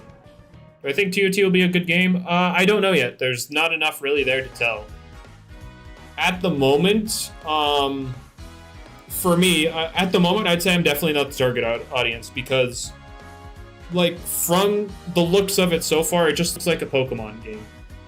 And lately, Pokemon games have been pretty whatever. Now, granted, they are doing some good things in taking some aspects of Pokemon Go to enhance the multiplayer experience of Tales of Tenoria. So that's a good thing for them, for sure. But in terms of like a unique gameplay, there's not really, I haven't seen anything at all. Like, they say the dungeon system for them is gonna, be more unique. Because I've told them this on, like, in DMs on Twitter and everything, that, like, I'm not hyped because I haven't seen anything unique yet. But they keep saying that there are some of these unique things on the, that are coming. And, like, I'm telling them, like, but from what I've seen, there's nothing unique yet. Like, you can tell me that your, dungeon system is unique, but, like, your teaser, like, the teaser that you revealed the dungeon system at all, didn't show anything unique about it. So why am I supposed to think that it will be unique? Like, their teaser for the dungeon system was just looking like a Pokemon raid battle. That was it. They didn't show anything about dungeons. It was just a raid battle. So why am I supposed to think it is unique? If what I've been shown is just, oh look, a Pokemon raid battle. So that's my thing with Tales of Tenoria. So, like, the release for it, like, they're gonna have a good release, don't get me wrong, because they've done the right marketing. They have the attention of basically every Pokemon game one, or not really everyone, but most people starved for a Pokemon game on Roblox, so they're gonna have a good release. But what I'm looking for is some innovation to the genre, not just a Pokemon game. Is Tontop still the best Loomian? There's definitely a competition for the spot, but it's still top tier. It's still one of the best.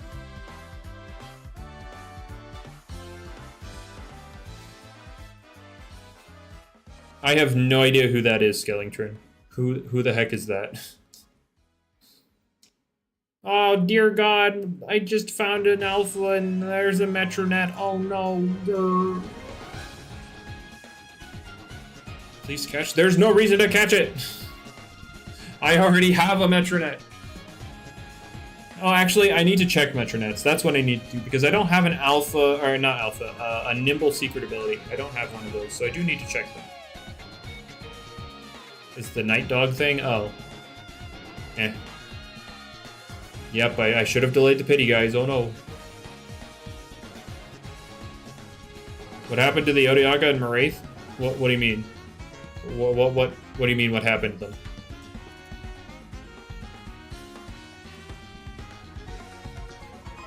No, it's not mine, Cash. I did not find this.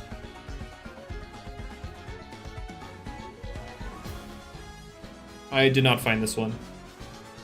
I didn't hunt during the Easter event. Though I posted on Twitter that this is something I really wanted, and then Classic was like, bet, and then he traded for it, and then he gave me the Dracodyne. So like, shout outs to Classic. Speaking of, he's right there. So say hi to Classic. My finds are right. Oh no, not there. You see the finds there, that they haven't been good. But yeah, there he is, like a ninja. My favorite Halloween skeleton, blue for sure. Like blue is my favorite color. So clever sluggish usable for Waka. I would say Waka is only usable, like Smarts is the only way to only usable Waka. Odiaga being a better Shachi. I wouldn't say it's a direct upgrade to Shachi. Shachi, like, if you're a Mind Essence Odiaga, you hit just as hard as a Shachi Foul Chant. But Shachi's coverage hits harder than yours. You have a little more coverage than Shachi, but your speed tier is worse. So I wouldn't say they're direct, like, I wouldn't say one's better than the other. I'd say they're, like, neck and neck with each other. Like, Shachi is the faster... Shachi's the faster option, Odiaga, or Shachi's the faster, generally stronger option. Odiaga's the more consistent option because it has more bulk. And Odiaga's a better stall breaker, so there you go. And has access to Very Smart. Yeah, I don't really think Very Smart's good right now, but yes, this is true. Shachi better? No, I'd say they're about on even footing. Odiaga's speed is fixed by Baffle support. I'm looking at it in the aspect that Baffle doesn't exist because Baffle is going to get nerfed. Why did I tell Jamie to make Joltooth broken? I didn't actually. I didn't. I did not tell him. He was the one that was like, "Yo, would it be fine if I gave Joltooth Drudge?" And I was like, "Bet." And then, later on in that very stream that he gave Joltooth Drudge, he was like, "Oh, you know, I'm just gonna go ahead and give Joltooth Earthquake." And I'm like, "Sure." I'm not gonna argue with that.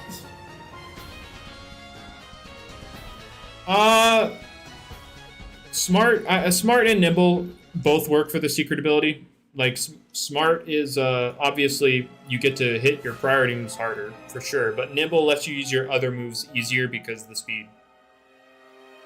How do you deal with Joltooth now, though? Outspeed it. Like, +1 Joltooth isn't the fastest thing in the world. So you offensively revenge kill it. And in terms of stall, I don't care. I don't care about the matchup into stall. Hollabunch also kind of dunks on it. You're not wrong. Hollabunch is going to get so many buffs with the stupid PvP rework. Because 1, it's getting a base stat buff, because everything is. 2, passive energy regen, which directly enhances its ability. And 3, it's getting access to hyper totems, which directly enhances its ability. So, also the Power Amulet, which very much works with its ability. So, Hollabunch is definitely eating well, still walled by Lashent. It gets Pharaoh Blast. What are you on about? It hits Lashent for quad effective. I don't know what you're on about. Lashent gets Lish on. Do I miss the sweet retreat? Not really, no.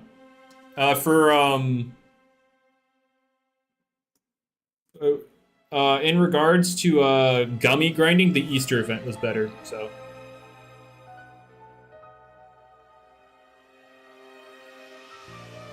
Like, after Hyper Totems come out, Holobunch can get up to 381 energy.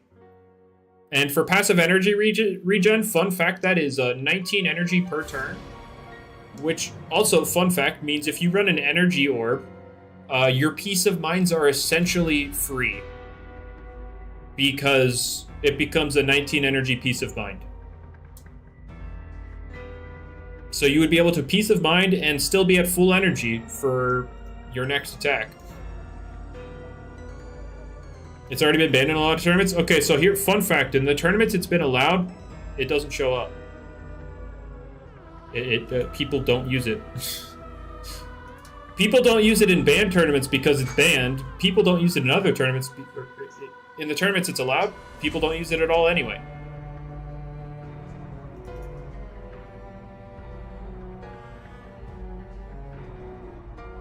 Like, people just don't use it. The speed tier is what, its speed tier is good, but, like, in the terms of other offensive things, it's too slow in comparison. It has mid-range bulk. Does it have Ferroglyph Syndrome? No, because people use Glissadia. It's not the Ferroglyph Syndrome at all.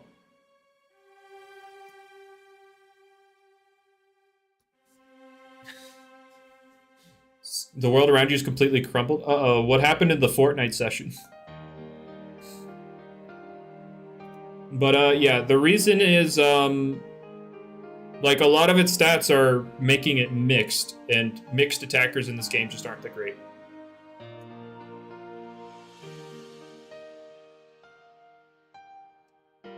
What's up, Grumps?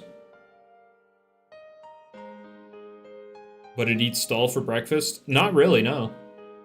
I wouldn't say so, no. How would I buff a mixed attacker? Well, a lot of the problems, because mixed attackers in this game specifically, they don't have enough stats to really cover their other stats. Mixed attackers just... Then you looked at the weather tab. Oh, no. So, I mean, you don't have to do a video on Billaforge. I mean, I guess you're fine. It's too late for Suicide Lead Novadeus? I don't think that's a thing you'd want. What's Ferroglyph Syndrome? Oh, Ferroglyph is an incredibly good Loomian, like a top-tier Loomian. A lot of people don't agree with me there, but it is a top-tier Loomian. But the problem is, it needs so many shards. It's a 1 in 300 encounter that is not... It doesn't have guaranteed 40 UPs.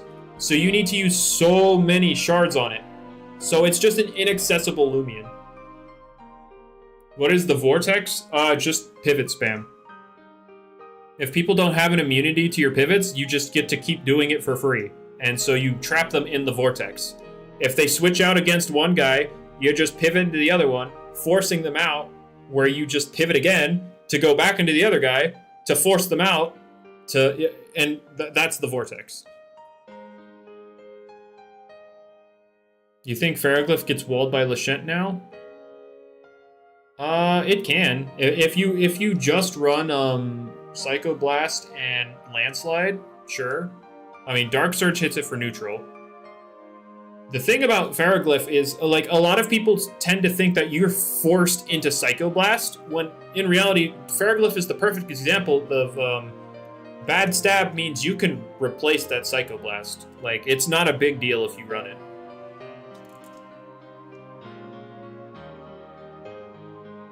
A best mixed attacker? Probably Novadeus.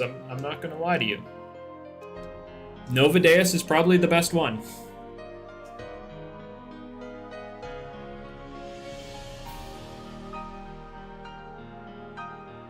What I consider, it's... Lashent is good at the moment because it has a move it's not supposed to have access to.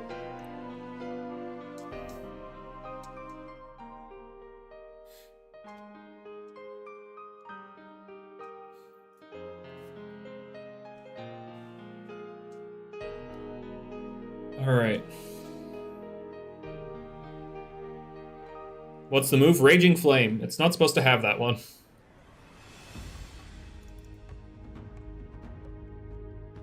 How do you wall Nova Deus? I don't know any immediate walls right now. It's just the problem of the speed tier and general bulk. Like, it has good bulk, but it has decent bulk, I should say. But it gets out offense really easily. And in terms of stall, let me think about this. Oh, wait, Seer Knight? Seer Knight's rising in popularity because I got Boiling Press, so Seer Knights are really pretty darn good into it.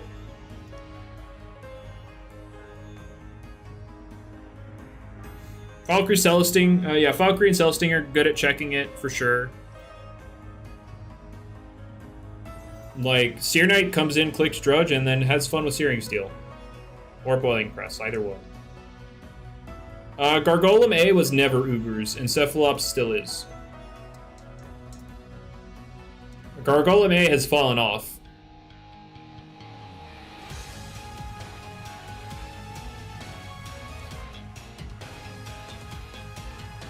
What do I think of Wish Ear Snack? I don't know about Wish, but yeah, I don't know about Wish, but like I definitely think Ear Snack is gonna be put into a position where it can actually get more tools to use because Tank is getting nerfed, Baffle's getting nerfed, Slapdown technically getting nerfed, but that's not gonna affect Ear Snack at all. What is Baffle nerf? It's gonna lose the speed drop and be replaced with their highest offense being dropped.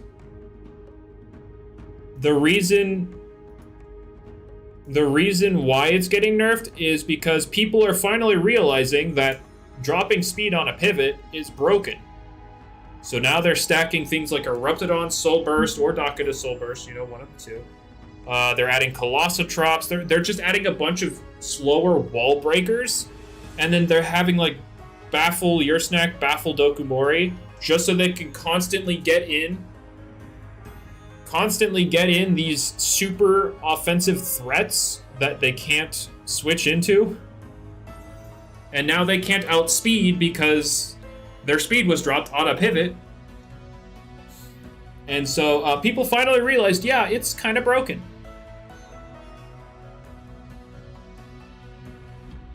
Let it suffer. True! I want a meta where stall isn't good. Though stall is still very freaking strong. Though I know stall right now doesn't like Eruptodon Soul Burst because of Hellstorm. Hellstorm is... I do agree that the Hellstorm chip is way too strong. But, yeah, we'll see.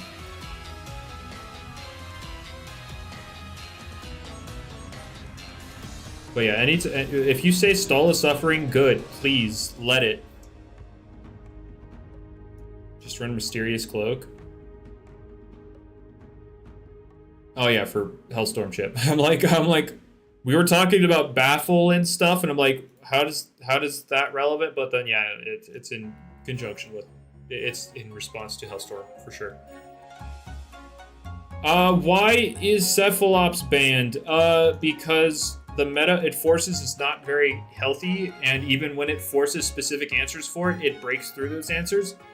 On top of that, it is so ungodly bulky that very few things actually OHKO it, and it is the best user of Rageful Plushie in the game. So if you're not OHKOing it, you're just giving it a free +2.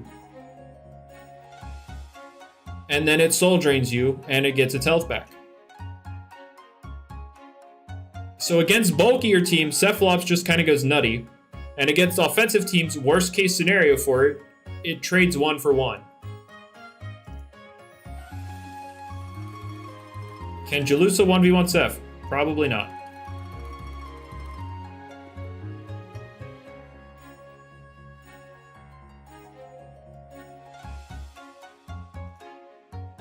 How is stall still remaining attack? I don't know, but yeah, it's still a thing. People still use it. I know LSU still uses it. Why is Draenor bad? Because a damaging item like an Essence or Power Cuffs. I would say in Essence because the Power Cuff is kind of bad for stuff like that. it gives you the same amount of healing through the amount of damage it does. Like let's say a Dark Essence Cephalops, the Soul Drain will do enough damage so that the healing keeps up with like a Drain Orb healing. Tazame with the subscription, thank you very much. Very much appreciated.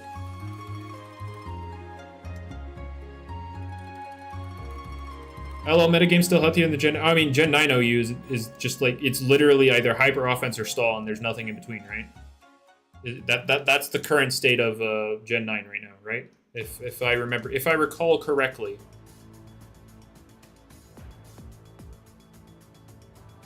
I don't know if it's the worst ban in history, but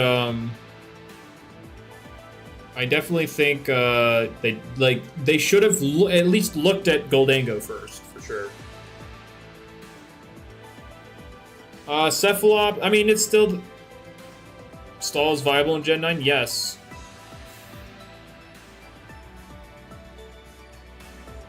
But in Ubers, we have Mutagon, Metronet, Cephalops, and Dragadyne. There are some people that advocate for Char Onyx, but for me personally, since I haven't like actually seen it in action, because when I still did tournaments, people haven't figured out Char Onyx yet, and then sometime after I stopped doing them, people were figuring it out, and so I still need to see Char Onyx in its prime. But I know a lot of other people do consider Char Onyx Uber. But I personally don't understand why yet. I need to see it. Why didn't I think of Haze to stop minimizing? Because we had already pre-picked out all of our things. We picked them out before we started Obsidian.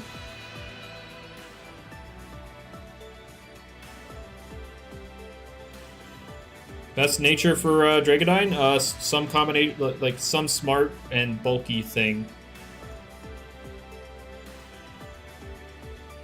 I mean, Mendy, I think everything is going to be retested. Like, after the PvP rework with, like, Mutagon's ability getting nerfed, Metronet having Hypnotized nerf. I don't know about Cephalops, but, Dragadyne's losing Anomaly. And all that stuff. I think it's fair to test everything in a vacuum all at once.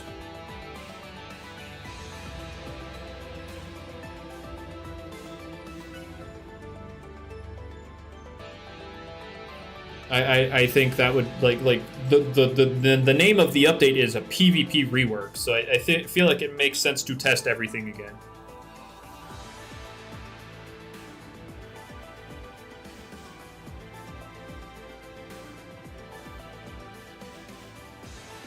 Also, back then for the PvP Nuzlocke, I had the Mega Aggron Heavy Slam, which was supposed to guarantee hit on minimized things and double empowered, but that interaction was bugged. So I still missed. So that was fun. Is that bad or good? I mean, you could use that for Boots Dragadyne, which I don't know how fast that gets, but I know Boots Dragadyne was a thing people were exploring. Obsidian it has to be either Icicle Trap or Barbs, because yeah, Poison Barbs won't break tank.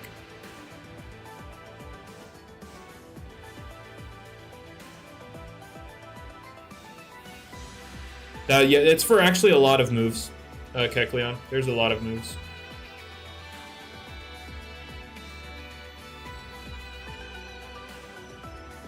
There's a good some of them. I know Heavy Slam, Body Slam, Heat Crash. I forget the other ones though. Steamroller, I know that one does. Those all hit minimizers. I'm going to assume it applies for everything that's like jumping on them. Yeah, there was no way I was gonna win that. There was no way I was gonna win that. I kept running into all the Mar Shadows.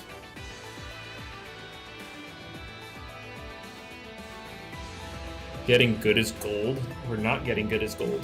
I mean, we have a nerfed good as gold in one of many.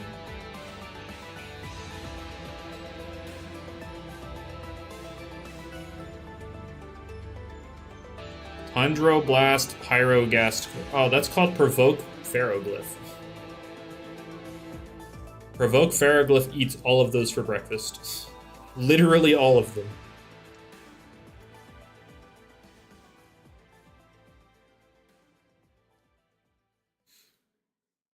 Yeah, yeah.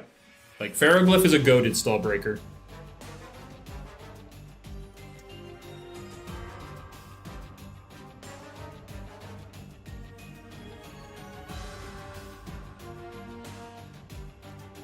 I mean, I think Ferroglyph's better because it has better, like, it has the better layout to get the Peace of Minds off. Like, it's fast, it has good range defense. Like, Odiaga hits harder, but it's, like, I mean, you don't really need the speed, but, like, it has the better bulk, or better range bulk.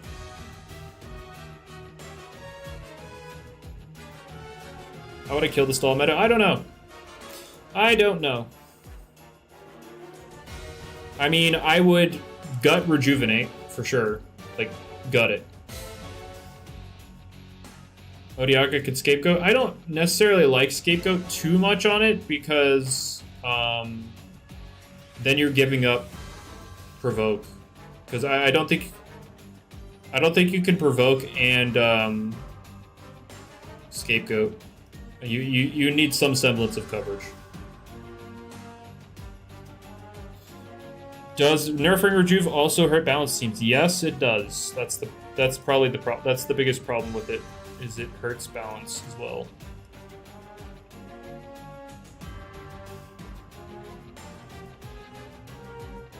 In my opinion, again, this isn't something I'd want to see anytime soon, because with the PvP rework, there's already so much happening.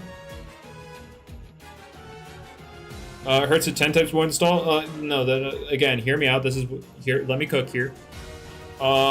Because this particular nerf would target stall 10 times harder, because it targets the nature of their battles.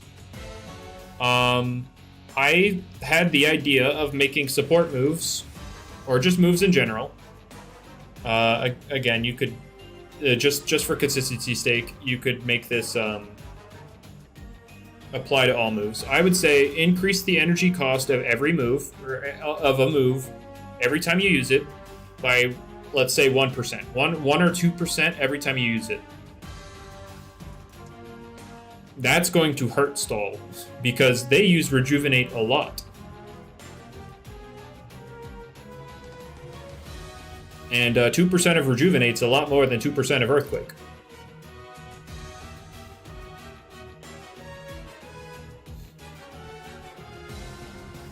But again, I wouldn't want to see that right now. Please don't do that. I would not want to see that right now, because there's already going to be so much happening. That hurts offensive things somewhat. Yes, it does. But like I said, that would, again, I would apply that to offensive moves if you're only looking for consistency.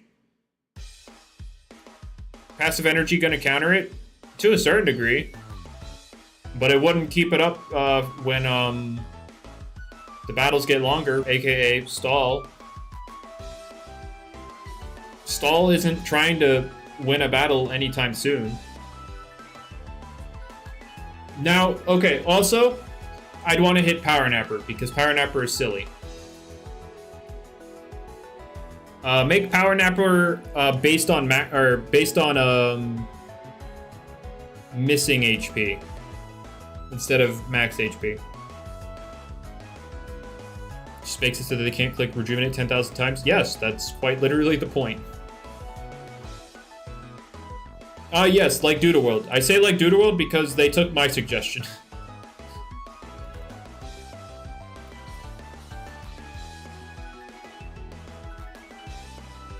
Yeah, Doodle World took my suggestion on that, so, yes. So, let's say Luminami, max HP Luminami has like, what, 204 or something? Luminami, I believe it's 204. Do I? Oh, 207. All right. It's already nerfed compared to Pokemon? Okay, but it's not nerfed enough. I don't care. Because the focus of Loomian Legacy battles are singles, the concept of switching out and getting 25% of your health back is broken. Just by concept. I wouldn't say, like, oh, Infernix is broken. Oh, Luminami is broken. No, the concept of getting 25% of your health back for the act of switching in singles, again, not doubles, in singles, is broken.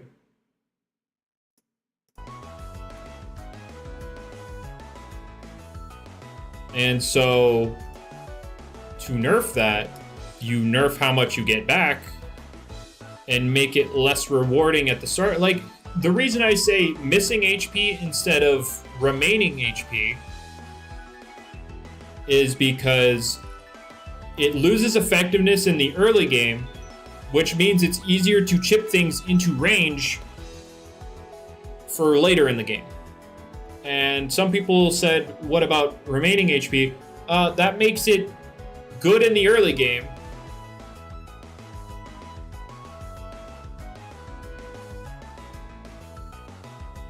What? Would Assault Vest Luminami be Ubers? Probably not. I doubt it. I mean, was there anything special about that Dakuda? Was it, like, corrupt or something? Whoops. If it was, oops, but otherwise...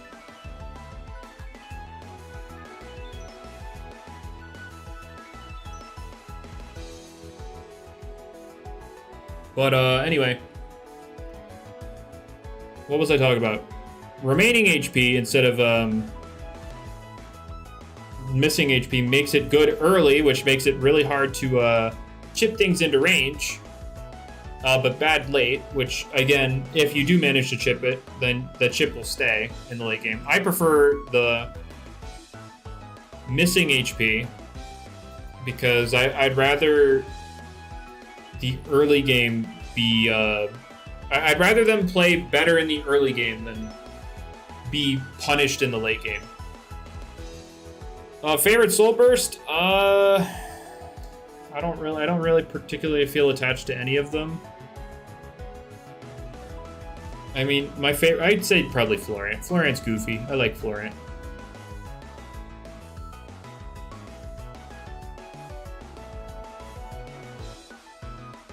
Well, I mean, Assault Vest Luminami is for ranged attacks, not melee attacks. But, yeah, I don't know. Obsidian, no, I haven't brought it up because, again, I don't want to see it yet. And that's definitely one of my worst ideas. It definitely needs more cooking. Like, that idea needs more time in the oven to refine.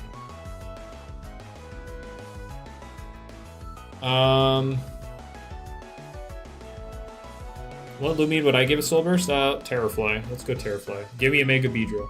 Why not?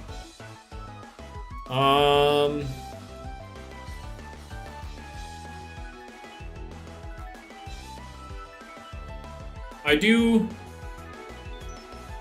like the idea. I do want Assault Vest in the game, don't get me wrong, for sure. Because stuff like Moriel and Billowforge, those love it. Obviously, Luminami loves it. Though, Jamie wants to add a melee variant of Assault Vest, and I'm like, can we not do that one? We have Intimidate. We have Intimidate. I'd rather we not do that one. What's my server icon? A shiny Mega Beedrill.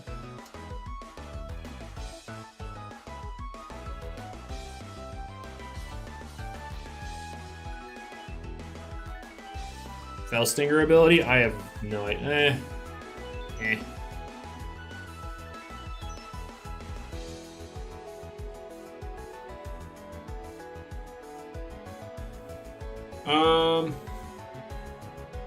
Well, ranged attackers are getting we're getting Frostbite, Kecleon, with the PvP rework. So Freeze will become Legends Arceus Frostbite.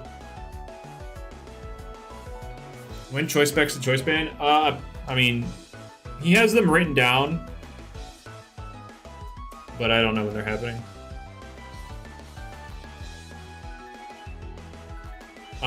Would Jamie ever... Jamie wouldn't give Obsidragon as Soul Burst. That would be anybody... That'd be other people on the dev team. Jamie is specifically going to target the worst Loomians.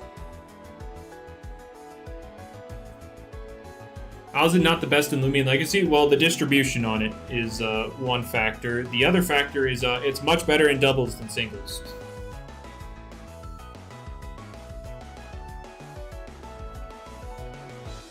In lore, it's not coffee. No, it is coffee because Fenturn loves coffee, and to evolve Fenturn, you give it a Kabunga coffee. Do I know when more Soul Bursts will come to the game? Nope.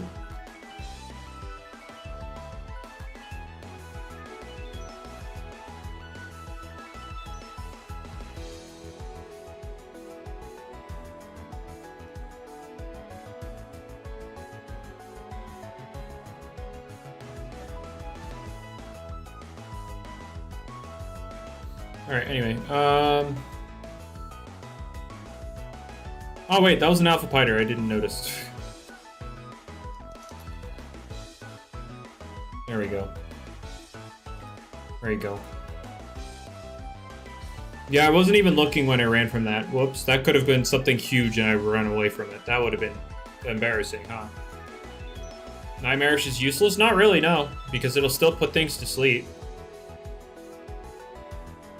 Now, again, you could ask why Metronet doesn't have Nightmarish and why Cephalops has it instead, but, you know, that's a different question. That's a different conversation for another time.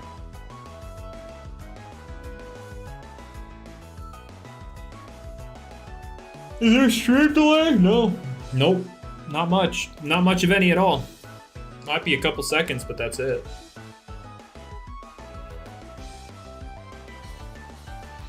The only reason I was a little late on answering that question was because I was yawning.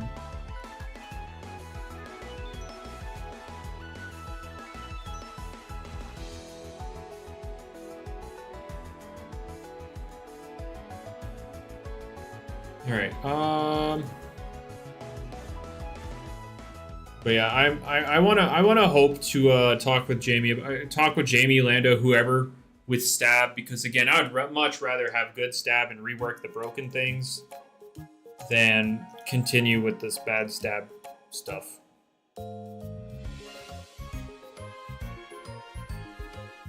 Greninja returning in the meta? I don't know. I don't really have any thoughts. If stab gets changed, would Awakening? Oh yes, Awakening would get changed. In my opinion, I'd make stabs cost less. Don't buff the damage of Awakening. Please don't. Tatab, Seer Knight, Himber, Valkyrie do not need buffs and damage. I would make Awakening make stabs cheaper. And then like Himber could viably run Staunch because it keeps its current damage output, and then it blocks things like Baffle, it blocks things like Ancient Roar. Have I met Jamie in real life? No, he lives, he's British, and I'm American, and I'm not spending money to fly over there right now. I have no reason to go over there. I don't know how much cheaper yet, Obsidian, but, like, that would be my thing. Like, I haven't thought about it that hard because it's not something that's realistically happening. It's just, that's what I would do, make it cheaper.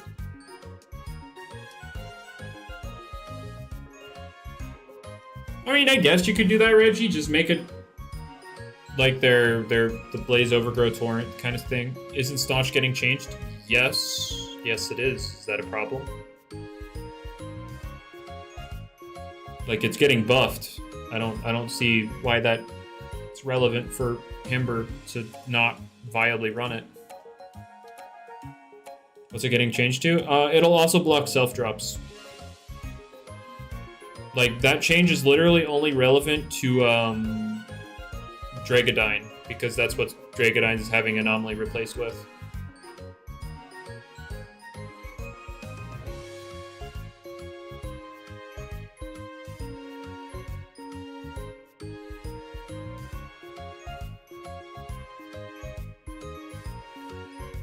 Alright,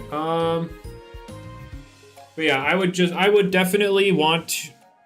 yeah, Awakening would definitely get changed because no more Rogue Assault stat drops. I guess it would be like, what?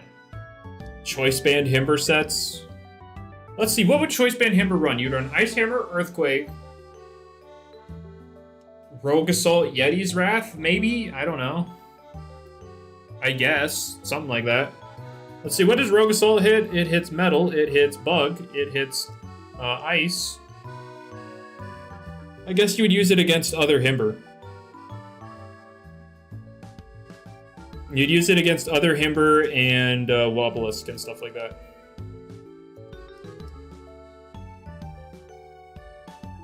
Why is there a Gardic phone ban? Because people were telling others to kill themselves while playing the game. So I kind of just disabled it in my server.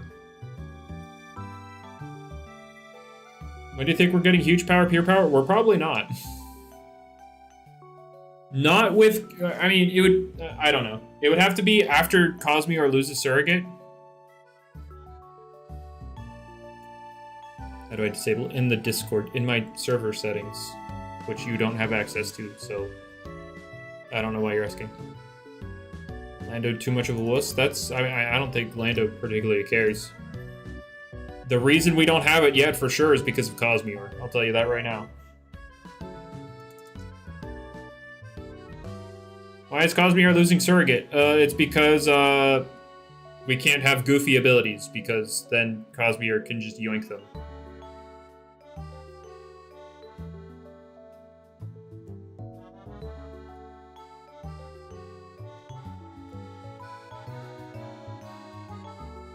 Was it getting over Surrogate? Don't know yet. But Dorigo? Okay. Yes, Lando is the same reason we have 1.25 stab right now.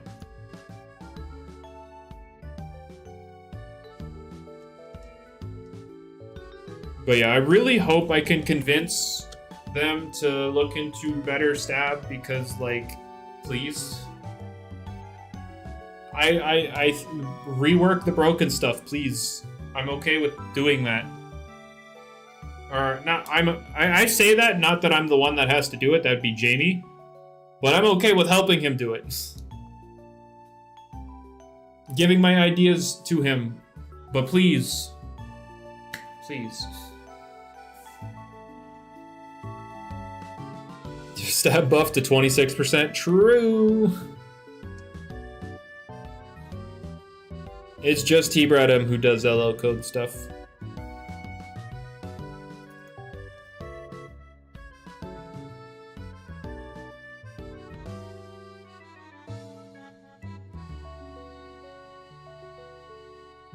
No, Jamie does not do LL code. Nope.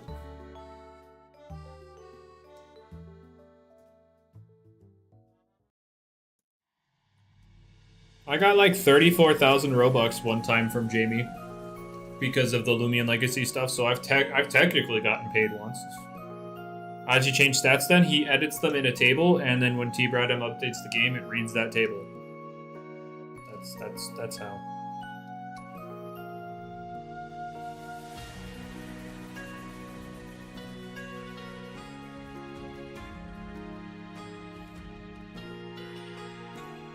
Why did they make Hoganosh so caked up? Yeah, haha, get it? Because it's a cake. What's the one Loomian I hate the most and how would I nerf it? Well, how I hate something, or me hating a Loomian and me nerfing a Loomian are two different things. Like, if I do balance stuff, it is completely unrelated to my personal bias.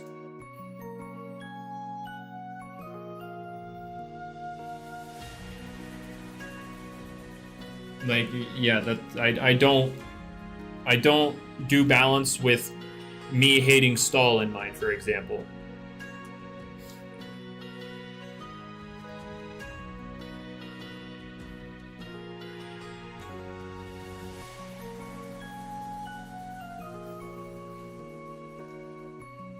But I don't really have a particular hatred for Loomian.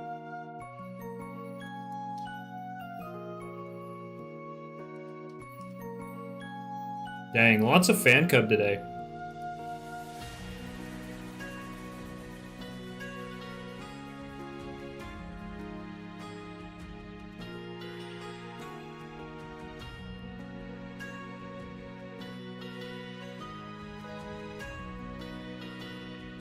Have not hit the 1 in 5 today. I've only gotten 2 gammas this event so far.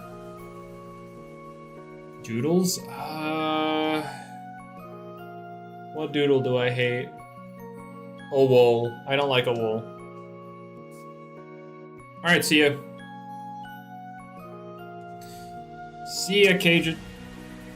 Yeah, thanks for stopping by. Yeah, I would say a wool. It's such a do-nothing stall doodle. It has Guardian to decrease the damage it takes, which is, like, cool. That's whatever. But yeah, like, it just poisons you, it heals, it pivots. That's all it does. That is all it does.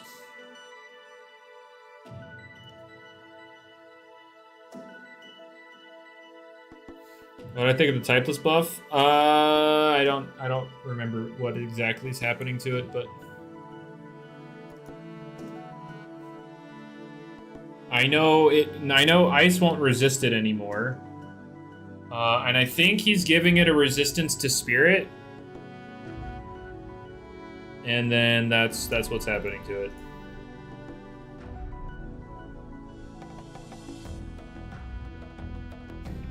Yeah, and I know about the retcon. I know about it being finally able to be dual typing. But like the current typeless things aren't designed to yes, they'll work with it, Sponge. So you'll just need to turn on the roam boost. That's all you'll need to do on Saturday. Yeah, Servalan will get, you know, some variant of extreme speed. But yeah, the current typeless Loomians don't have designs that kind of scream a secondary type. Why did Obsidragon fall off? It didn't. But if you mean fall off as in like not the most used thing in the game, it's because resilience isn't broken.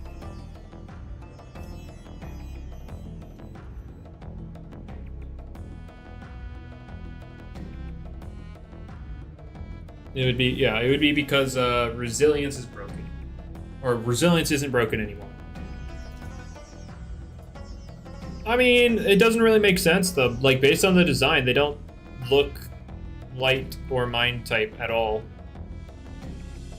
They just don't. They just look like a cow and a cat. There's nothing else.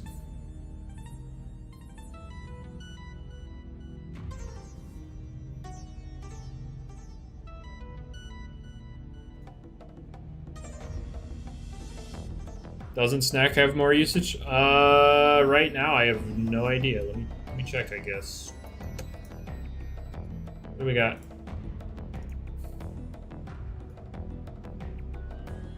Your Snack. Oh wow, yeah, your Snack in the Scorch tournaments at least is like 3rd in usage.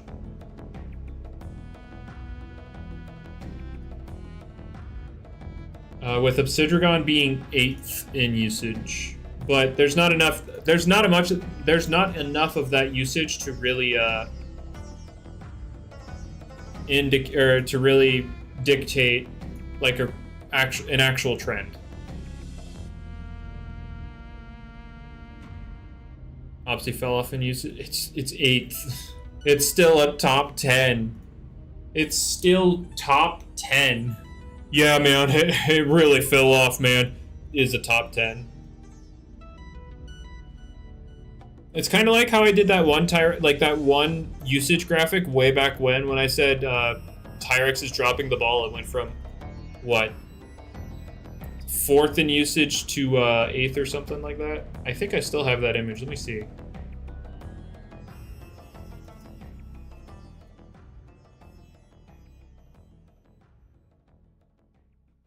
What happened here? Give me back my. Let me see, pics.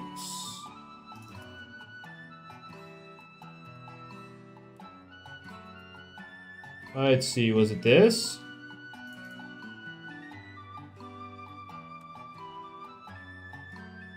Alright, let's, hold up, let's, increase zoom.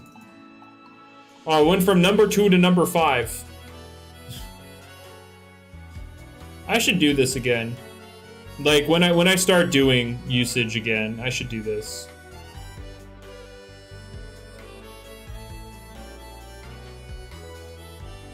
Anyway.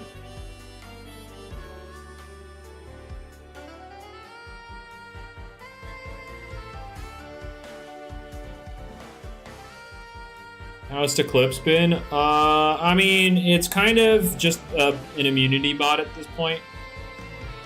You only use it for its immunities. And it's in the Scorch Cup stuff, it's what, 16th in usage at about 13%. So definitely a fall from its old grace. And yeah, the edit on the bottom right, yeah. I do like it. Meanwhile, Sluglink. True.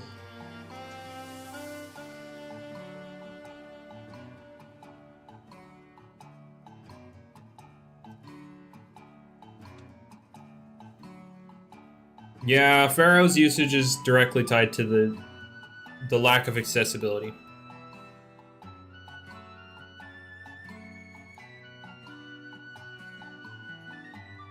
Yeah, Eclipse used to be Mr. 50%. Back in the day.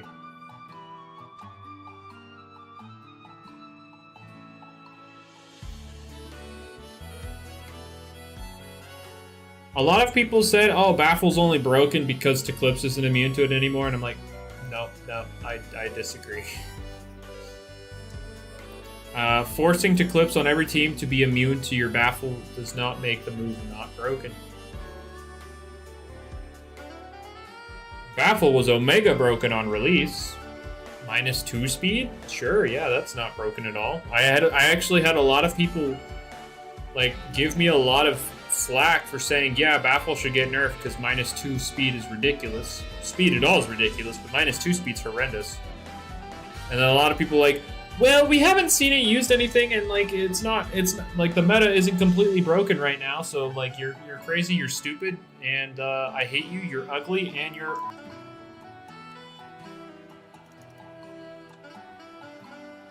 And I'm like, yeah, okay. Cool. Scampy does break kneecaps.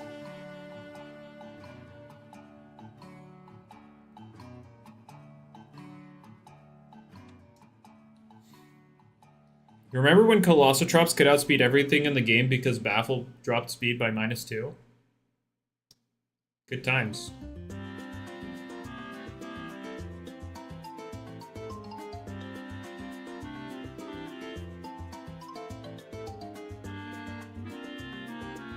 Let's see, does Scampy have OU usage in Scorch's thing? No, it doesn't. Alright, cool.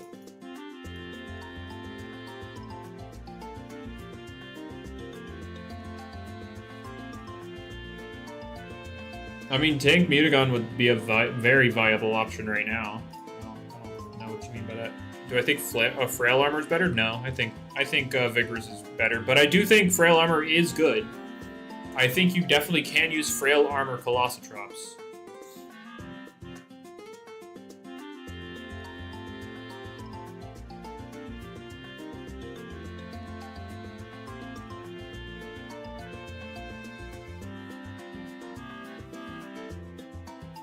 But,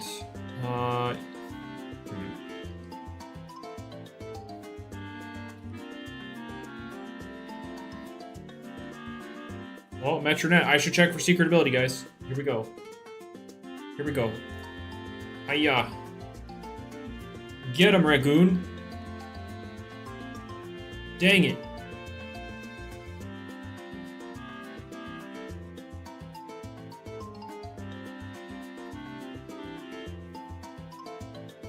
Seer Knight's pretty good right now. I have no idea what you mean, Moosey. I'm a level with you. I'm missing the reference or whatever.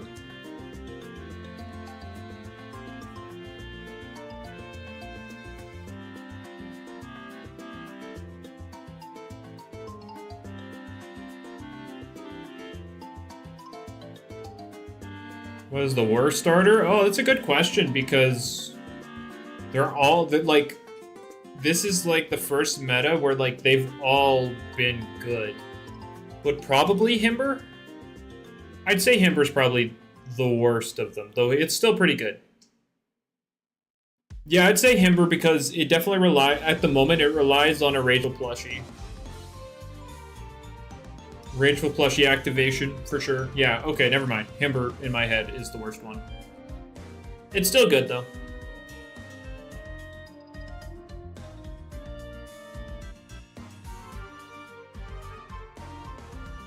Better Glissadia check, Falk or Seer. I mean, Falk has recovery, so it can do it for longer.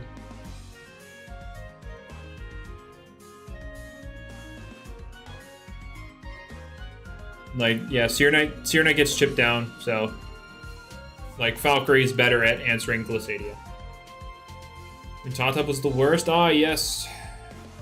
Back in the day. I don't have a problem with black people.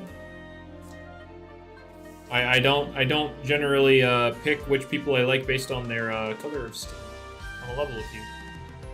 I like them just as much as white people, just like I like them as much as Asian people, just like I like them as much as Indian people. Like it doesn't matter.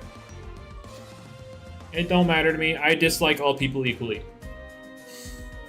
You thought I was being wholesome there. No, I hate people because I'm edgy. When was Tatab worst again? Oh, gosh. I'm trying to remember the exact scenario to make it easier to explain, but... I mean, back when it only had Bushwhack, which, again, isn't really specific, but it was when it only had Bushwhack. First stab. No, second theater meta was when Tatab was, like, the best one. Ironically, when the fire types came, Tatab was the best one.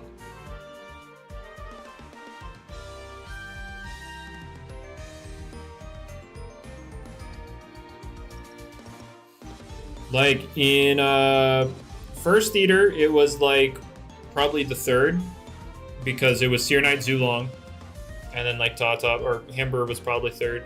Tatab, like, the starters were all good in patch 1, except, like, what, Valkyrie and Luminami, those weren't that great, but the other ones were fine. Oh, no, I forgot about Vesperatu as well. Vesperatu wasn't that great either. So, the other four were good. But... that hasn't hit you yet? I mean, if you were to count patch 1, Luminami was not used back then. Yeah, Vesp definitely had niches, it just obviously wasn't great. Yeah, this was before it had access to Power Napper, and then before it had access to Flash and Flame.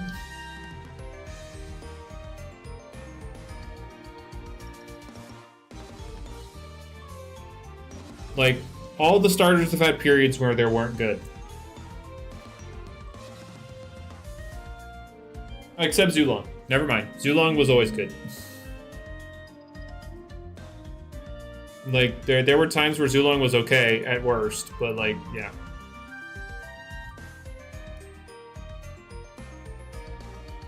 Alright, Moosey. Alright. Cool. Come show up at my house and smack me then. Like, let's get it over with.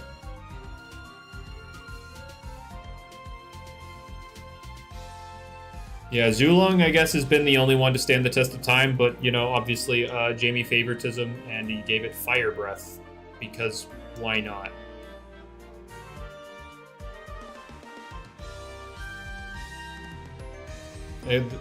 Exactly, Drippo. That's what I'm saying. Moosey, come stop being the yap and start doing the slap. You know what I'm saying?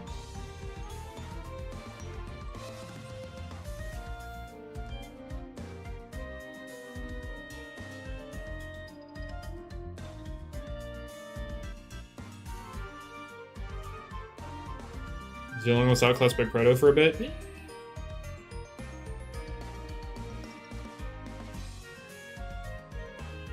What starter would likely get a Soul Burst? All of them. Like, they're either one or none of them. Or all or none of them. There's not going to be an instance where only one of them gets a Soul Burst. They either all get one or none of them get one.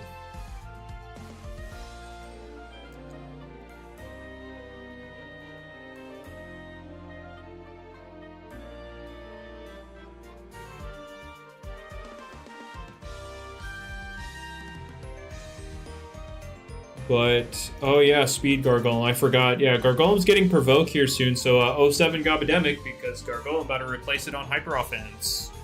It's gonna be the new Suicide Hazard League.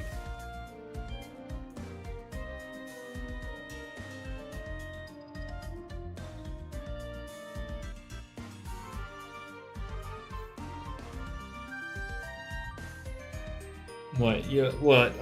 Gargoyle. I'm running provoke, dual hazard, tribute, something like that. Like, you don't really have to run an offensive move on it, though you can because you have Slapdown and Mudslide for utility.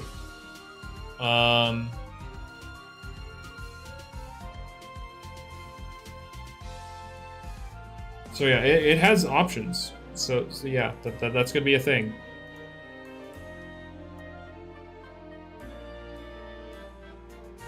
Oh, you're outside my door. Oh yeah, give me when this boost ends, Moosey, I got you. You know.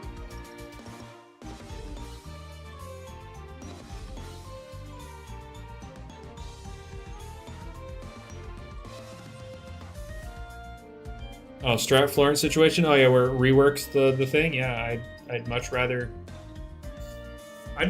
walls get reworked into something else.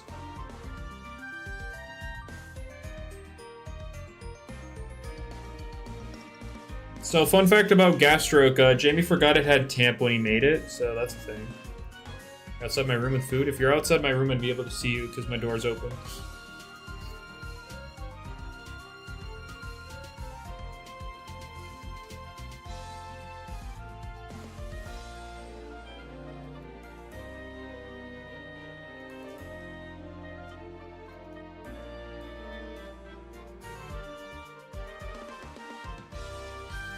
Oh, you just asked me about a brick bronze clone? Get out of here. Ew, gross.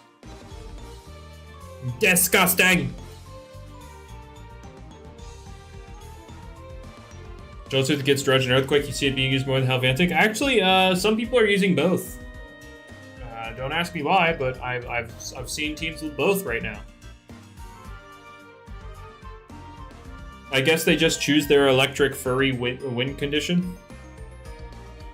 So I think...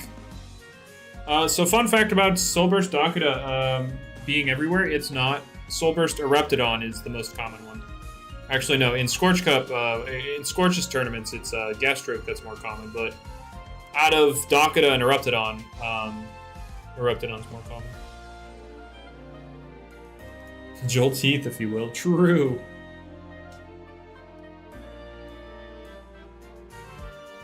People are complaining it's broke. Okay, so here's my take on Gastroke. People suck against it. Now, would I care if it lost Tamp? No, not really. But, again, I think people suck against it. But, again, you always have to take that with a grain of salt because I don't actually play the game. But from what I see, when I see people go up against Gastroke, is that they suck. Everybody's like, oh, when it gets 2 Tamps up, it's over. And I'm like, why are you letting it get 2 Tamps? Why are you giving it 2 free turns? At most, it should be 1. Moosey with the subscription. You're talking that stuff, but hey, thanks for the subscription. Like, the most Gastroke does is it forces a Dark type, and obviously Umbrat is the one that would be best into it, but Umbrat isn't the best into other stuff, so that's why some people would consider not using Umbrat. But Umbrat is very good into Gastroke. That is why I would call it a B tier, really. But yeah, like if the only answer to Gastroke was to slot an Umbrat on your team, then yeah, that would be broken, for sure. But like, click the move provoke. What is everybody so scared of? Oh man, I get poisoned, and then you completely shut it down. Like, yes, you get like Gastroke will poison you. That's what it's good at. That is what it's good at. Yes. If it poisons you, yes, it's doing it because there aren't a lot of good provoke users. I'd say there's some very solid ones. Like Pharaoh, like, do I need to say anything beyond Ferroglyph? Because that guy with provoke is silly. Really only have Pharaoh and Wintrix? Odiog is also a good one. Jalusa? Oh yeah, Jalusa gets provoked for some reason. But yeah, there you go. There's another one.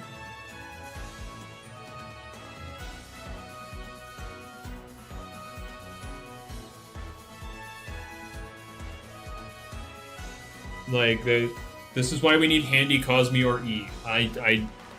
No, I don't think anybody was talking about that. Jalusa really likes its coverage? Yes. Yes, it does. But I'm a level with you, Slash. Like, the water stab, I don't... Like, unless you really need to hit fire types, I don't think you need it. I'm like, if I had to be perfectly honest with you, because stab sucks in this game, I don't think Tsunami's a requirement on Jalusa. Like, you could use Jalusa as the, to threaten out fire types, because, like, they're not going to say anything, because, like, you could have Tsunami. Revoke Fairlight, wait, Dark Surge seems too goated. Wait, why couldn't you run both? Again, Ferroglyph is another example of stab sucks, stop being super attached to stab. You can 100% run other moves.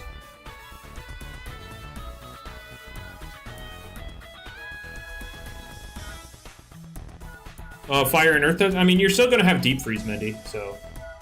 You could still hit the Earth types. It would just be the Fire ones you can't hit, but, like... Oh, yes, Slash, 100%. Yeah, the Ferroglyph is not accessible whatsoever. I 100% agree with that. Landslide is Psycho, though? Yeah, like, that's solid, but you don't have to run that.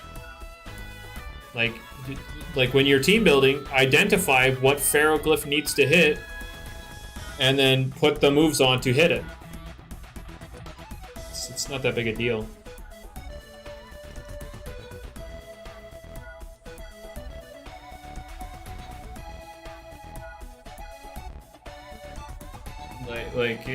You don't always have to run the same coverage on every team because your team should be different. But I guess that's, you know, right, never mind. I completely understand why you think like that because you always build semi-stall. You always build the same team with a different friggin' damage dealer. And then you call it heat.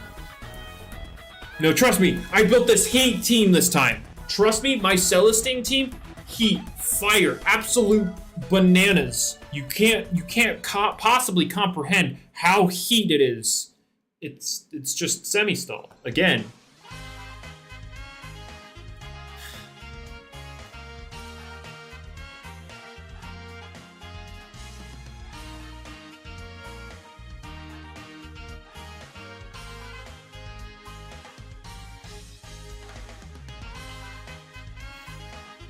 Oh, by the way, Rye, I don't know if you were made aware yet, but Celestine at the moment is not getting Rejuvenate. I figured I would let you know, as you being its biggest fan.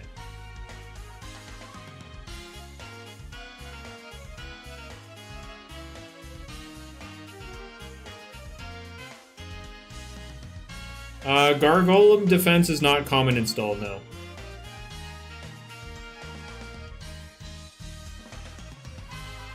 Who said that? Jamie. Like I said, I talked to him, let him know about what's been happening with Celestine, and then he's like, oh, okay, I probably won't give it to him.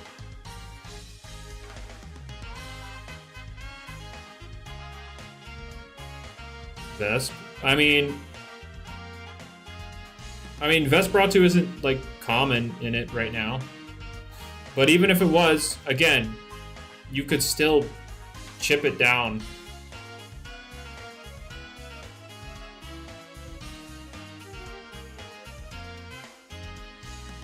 Why isn't it getting Rejuvenate? Well, Jamie was giving it Rejuvenate because Celestine has been mid for so long, but in recent tournaments, it's been doing well. You always bring Vesp? Yeah, I know you do. Again, you bring like the same 5 walls, and then you choose your flavor of the month offensive thing.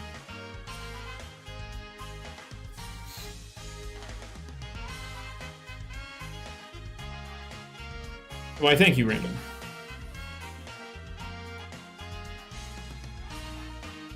That's a Guzzlord bulk? I mean, it's Chartiki bulk. That's what we call it, the Chartiki bulk, except it has more health.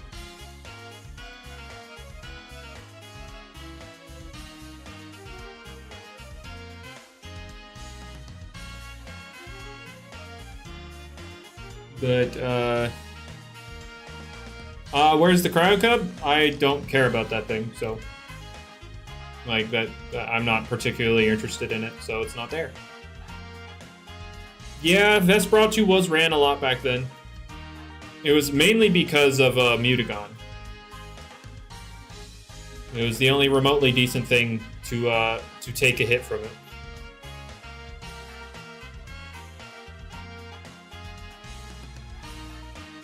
Rye, I literally asked you before I even went to talk to Jamie, like, would you still love Celesting if it didn't get Rejuvenate? And then you were like, yeah, of course. I like it more now for other reasons. And then I was like, and now you're like, oh man.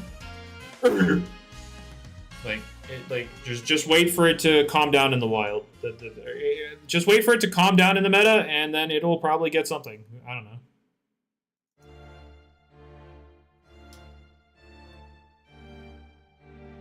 Right now, Keklian, I'd say, oh, look, a Gamma Kabunga, let's go! Oh my gosh, guys, I need to, I catch the Gammas, though, so here we go.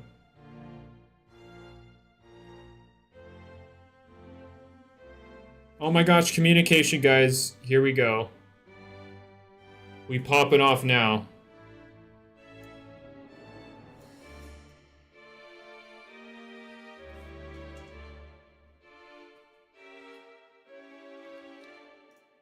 The Halloween Oculos was back-to-back with an Odiaga, right? Don't forget that part. It was Odiaga into Oculos into the Gamma Kabunga.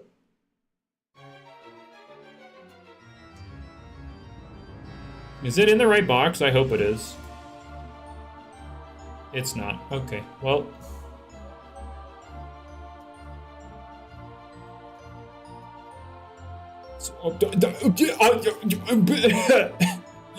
Okay. I don't have that. That was not harmonized.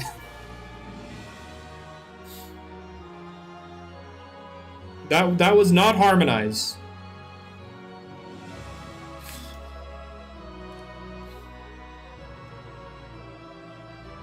Okay.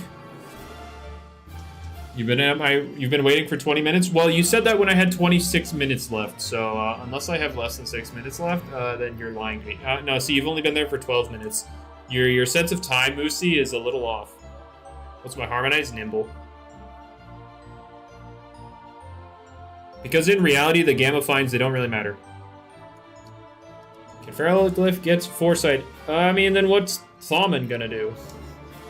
If Ferroglyph gets to have mind priority, be faster, stronger, and have better, you know, the flashier coverage, what's Thawman for?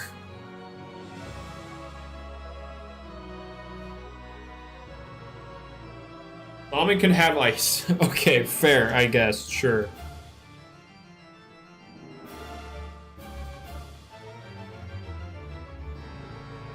But I do believe,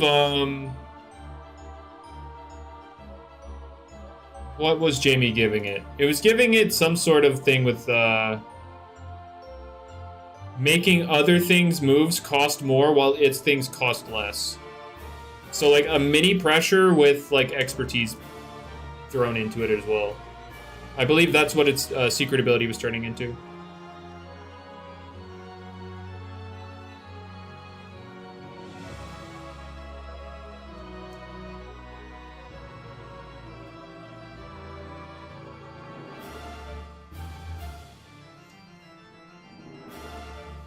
Quite literally shaping it to be the best stall breaker. That's Ferroglyph random.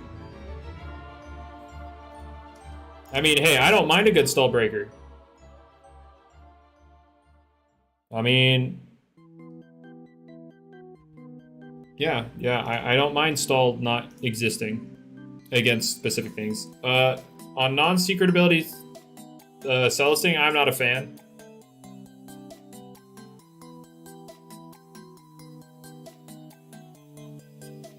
Would it be top tier? Yes. I mean, even without Quick Punch, the only defensive swap into that thing is, like, Vesperatu. And even then, like, +2 freaking Frost Punch does, like 80%. Cosmeor? Oh yeah, Cosmere. I mean, it still takes a lot for +2 Frost Punch as well, but... Wait. Oh, okay, the Kabunga's there. Right. Wouldn't Vesperatu one-shot in return? Well, again, if they're defensive, it lives 1. So, like... It's not a... I'm not saying Vesperatu... Or I'm not saying Mutagon would, like, 1v1 a Vesperatu. I'm saying Vesperatu was, like, the only switch-in, and even then it was kind of dicey. Because it was doing almost half. Oh yeah, Cleone, maybe.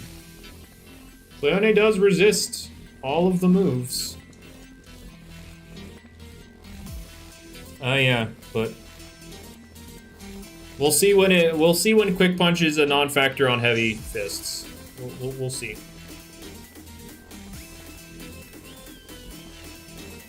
After Brawn Boost, Cleone's gone? I don't think so.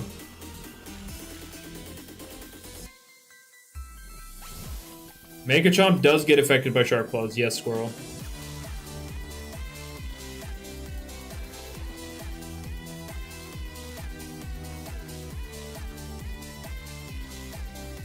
Mega Chomp is indeed a contact move.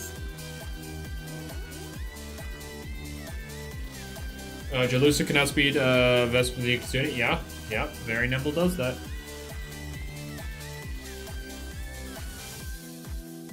Yeah, we'll just have to see what Mutagon and stuff is like.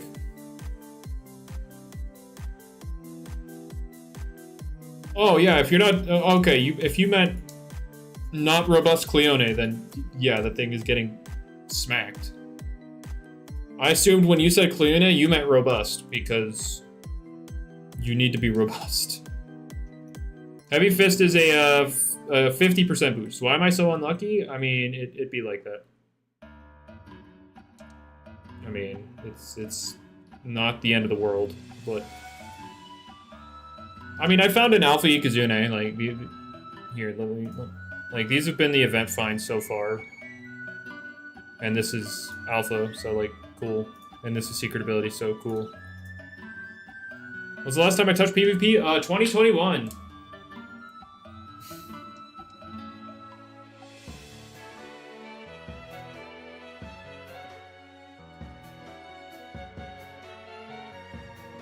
You've seen True Unlucky? Yeah, it's called my, have you seen the that free-for-all video with the Munch Wheel?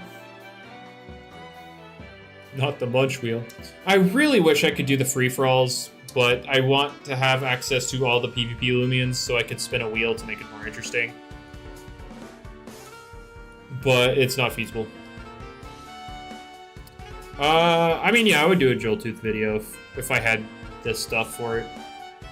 But I do not have the stuff for it. I don't want to work to get the stuff for it, and I'm not going to ask people to give me stuff for it. Just use the old wheel. I mean, even with the old wheel, I didn't have everything on it.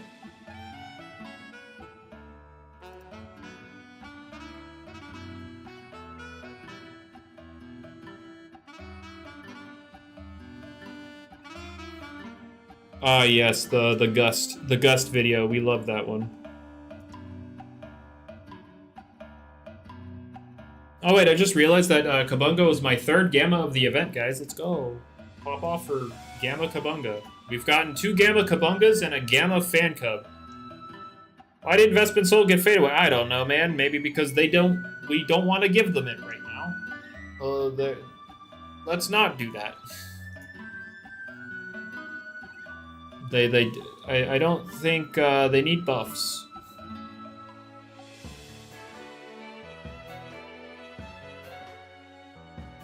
Not a Pharaoh getting fade away? I don't know about that. How many crabs have I encountered? A few every stream. But I found three today. Probably 2 or 3 in the stream. I'd say 2 or 3 for every stream I've done. So this is the 4th one. So, you know, 8 to 12 corrupts throughout the event, I guess, probably, maybe. They are spirits, and even non-spirits. Okay, and what's your point?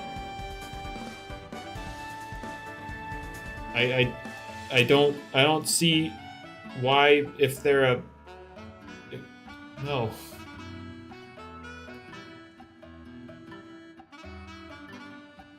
Just because they're a spirit type doesn't mean they have to have the spirit type move.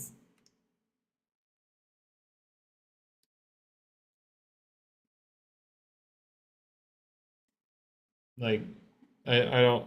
No. Let's not buff Vesperatu and Ursul. I don't think they need it. Vesperatu's always been on this fine line where if you buff it, it becomes broken. I don't think Fade Away would one... No, I don't want to give... I don't want to imagine Vesperatu that pivots.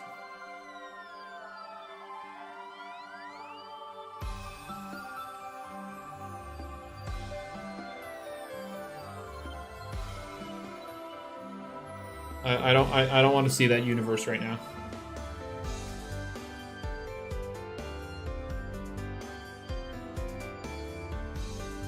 Alright, Metronet. B applied frustration just because I want it. Alright. I would hope so, but I don't know, Slash. I'm a level with you. I would like it to, but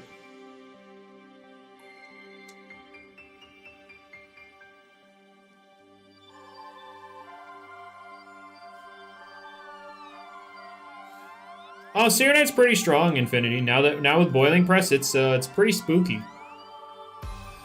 You can't use a water type to switch into it at all. In any circumstance.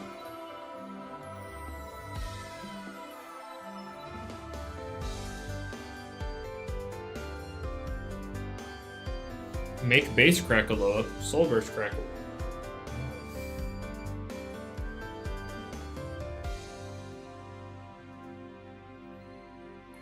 Garg being a top OU mon? Yeah, you can still chip that down. Bring in your Gargolem and lose your health amulet. Like, frame 1, please. Like... Okay. Thanks for the free health amulet. Now you don't have recovery. And now I will chip you down over the game. It is okay with me.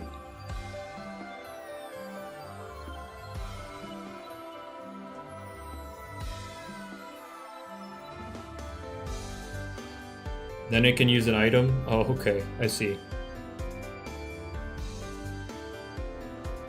I mean, your tiers are all over the place. I mean, nothing's finalized. Give me a break. I'm free to play. Yeah, all the starters are kind of good now. I'd say Himber's the worst one because it relies on Rageful Plushie activating, but... Yeah, all the starters are definitely something you have to take into account now. 3 health tiers in UU because there's no RU, my guy. You have to play UU for there to be an RU, and since there's no RU, like UU doesn't exist yet because we need to finalize OU. There is no UU. UU died. We have to establish UU. There's not enough to establish UU, so there is no UU.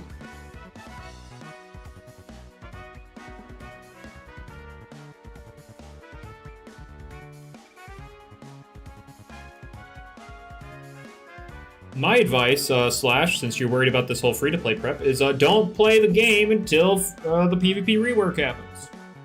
Did we get the likes up? True, I have nothing to give you for the likes, but give me likes. Yes. Also the best? I wouldn't say necessarily. I wouldn't say necessarily so, no. I guess you can, but meh. Health Amulet, Power Cuffs, those also work on it. Everything on Roblox is kind of boring out, then don't play Roblox. I don't know. There are other games out there.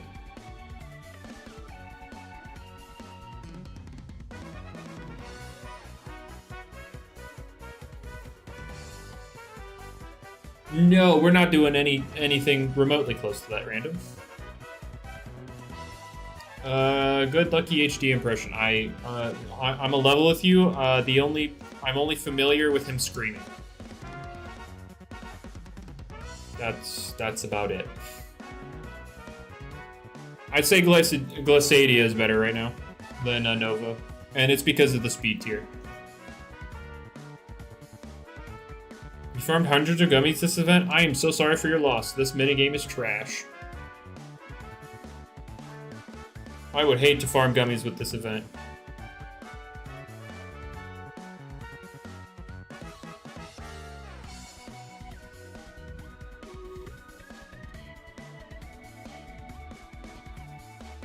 Boots Nova. I mean, that's an idea, I guess.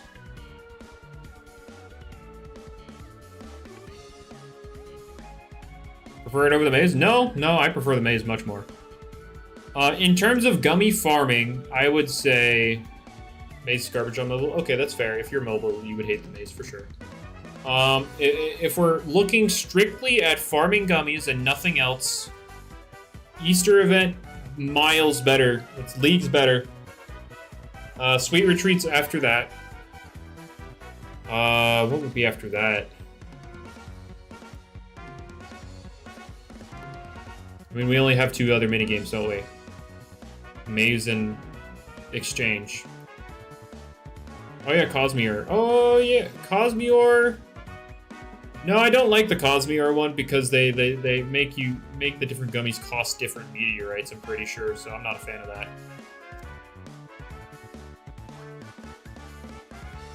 So, I'm not a fan of that one.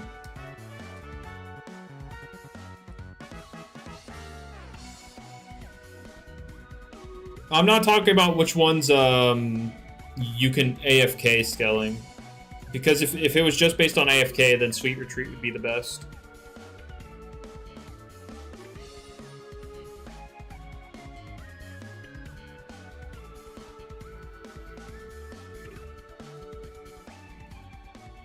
But Easter is so quick. You can get so many gummies from the Easter event. Holy Jesus.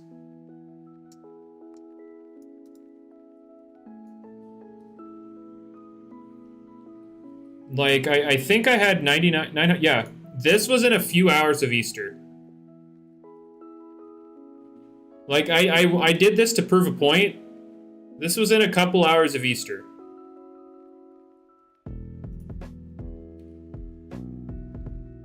Oh, my boost expired. Okay.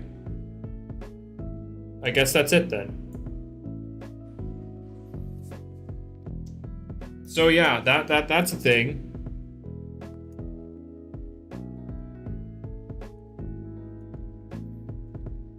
Oh yeah, the overworld events for Christmas and Halloween. Or no, Halloween wasn't overworld, but yeah, Easter is cracked for gummies. If they do the Dragondyne event again, if you need gummies, that event is it.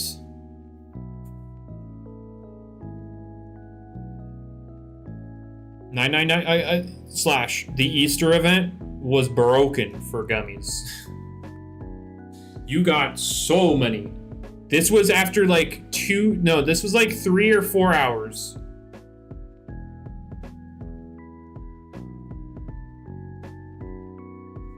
This was 3 or 4 hours and boom, health gummies maxed. Like it was cracked.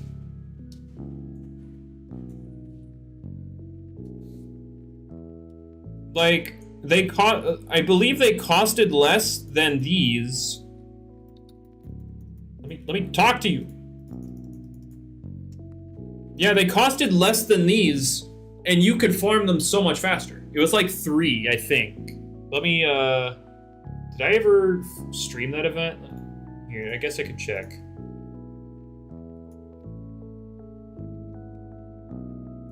Or did I do a video on it? Let's see. No, I didn't do a video on it. Never mind.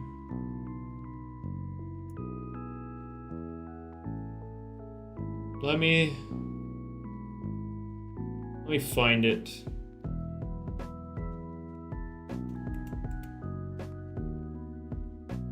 I did 1 stream. Let's hope I had it. Let's hope this is enough.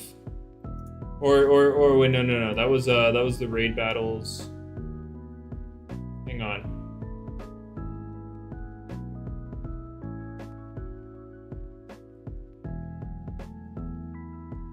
Oh, I only did the raid battles. Okay.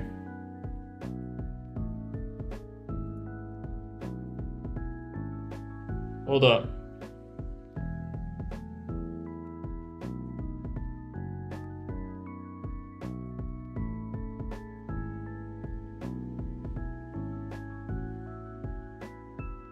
I'm looking. I'm trying to find it. I'm going through the stream to see if I ever talked to the NPC. Come on. Come on. Talk to the NPC. Talk to him. Do it.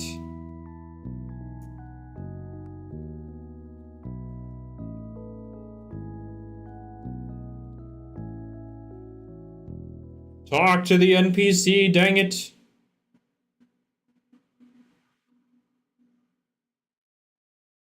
I never talked to it in that stream. Dang it.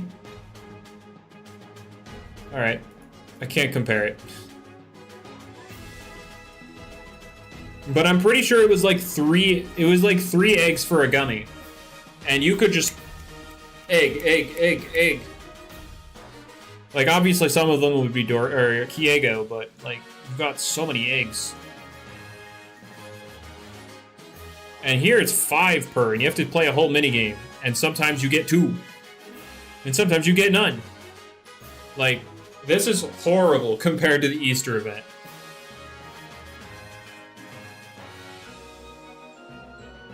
I'm pretty sure you could make these 1 per, and you would it'd still be faster for Easter.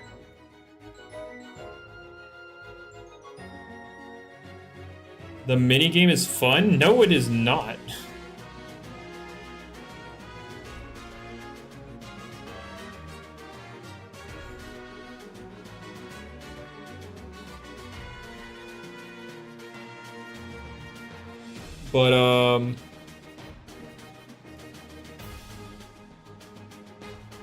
But yeah, if the Easter event does come back, the same as last time, the gummy farming is quick.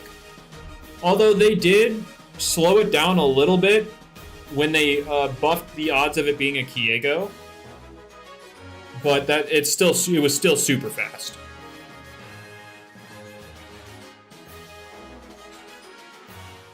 It was still super fast. But yeah, that's gonna be the hunting for the stream, because I mean, I did 3 hours. Crazy that these are wait. Oh yeah, I caught these because they were part of the hunting race. So these were all hunting race. I caught this because I was looking for a nimble, and it ended up being robust, and I was like, okay, I could still might be able to work with that. Like if draft ever happens and I have an Oda Yaga, then like we could cook, right? This I caught because I needed for mastery, didn't harmonize. I caught this because secret ability, didn't harmonize. Alpha missile buds are cool. I catch the gammas. Unfortunately, this is communication. If it were expertise, then we'd have ourselves Bane of Haste, Waka Laka. But yeah, that's gonna do it for me, I think.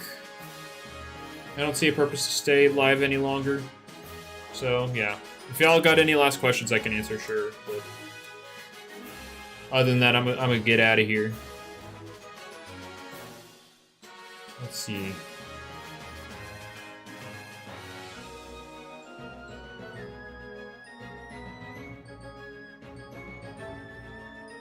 Will I be giving away all this stuff? I don't know. I mean, the gammas maybe at some point. But, like, who really... Like, I'm a level with you. Who cares about this? Who cares? What individual... Is there... Like, who cares about this? Is trading worth it? No. Trading's never been worth it. Never has been, never will be. The trading community, or like, trading in this game is awful. Care about it for shards? Ah, I see, yeah. I guess that's why people would care about them. That's fair, then. You want to test the damage? I mean, if you want to shard it and train it and stuff, sure, but, like... It's not that many shards, it's what, 2, 6... 7 charter, not too bad. Can't really use slapdown though, because you're frail.